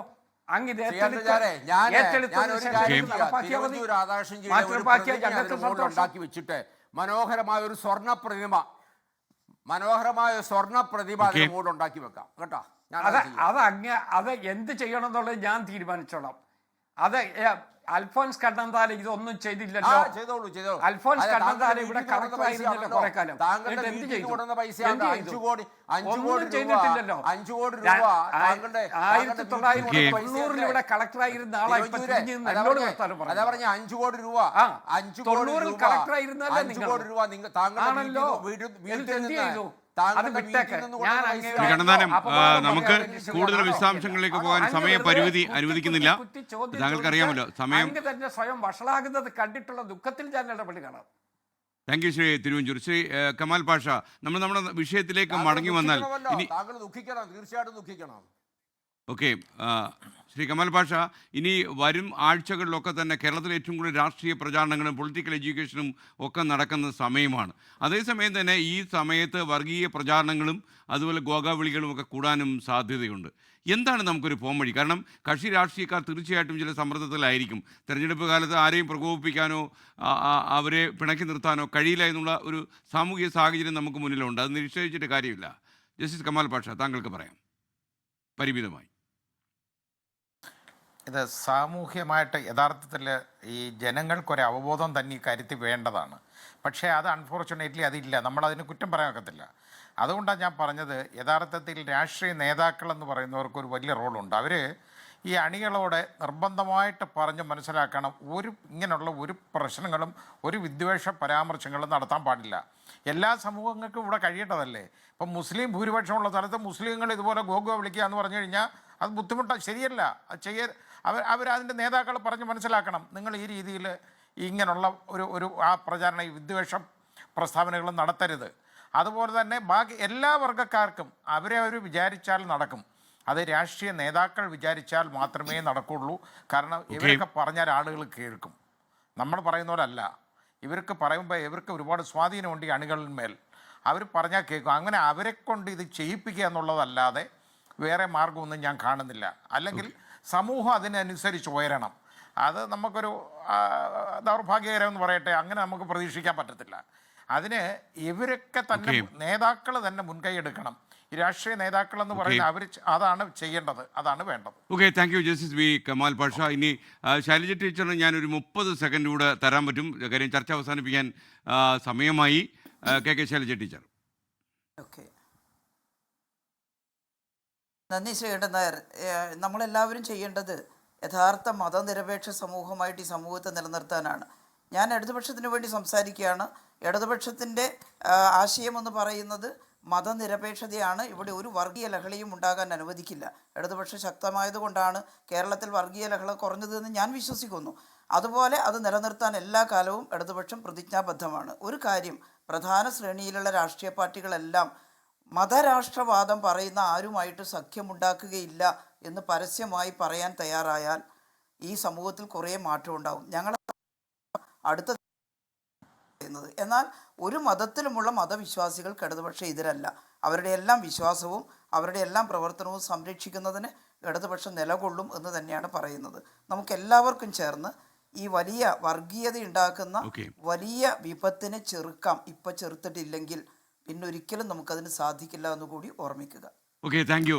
ഈ ചർച്ചയിൽ പങ്കെടുത്ത കെ ശൈലജ, തിരുവഞ്ചൂർ രാധാകൃഷ്ണൻ, അൽഫോൺസ് കണ്ണന്താനം, ബി കമാൽ പാഷ, എല്ലാവർക്കും നന്ദി. മറ്റൊരു വിഷയവുമായി എൻകൗണ്ടർ ഇനി നാളെ ഇതേ സമയം. Thank you, good bye. ലോകത്തെവിടെയായാലും ഏത് സമയത്തും 24 വാർത്തകളും ഓഗ്മെന്റഡ് റിയാലിറ്റി പാക്കേജുകളും എക്സ്പ്ലെയിനറുകളും വിശദമായി കാണാൻ ഞങ്ങളുടെ യൂട്യൂബ് ചാനൽ നിങ്ങൾക്ക് സബ്സ്ക്രൈബ് ചെയ്യാം.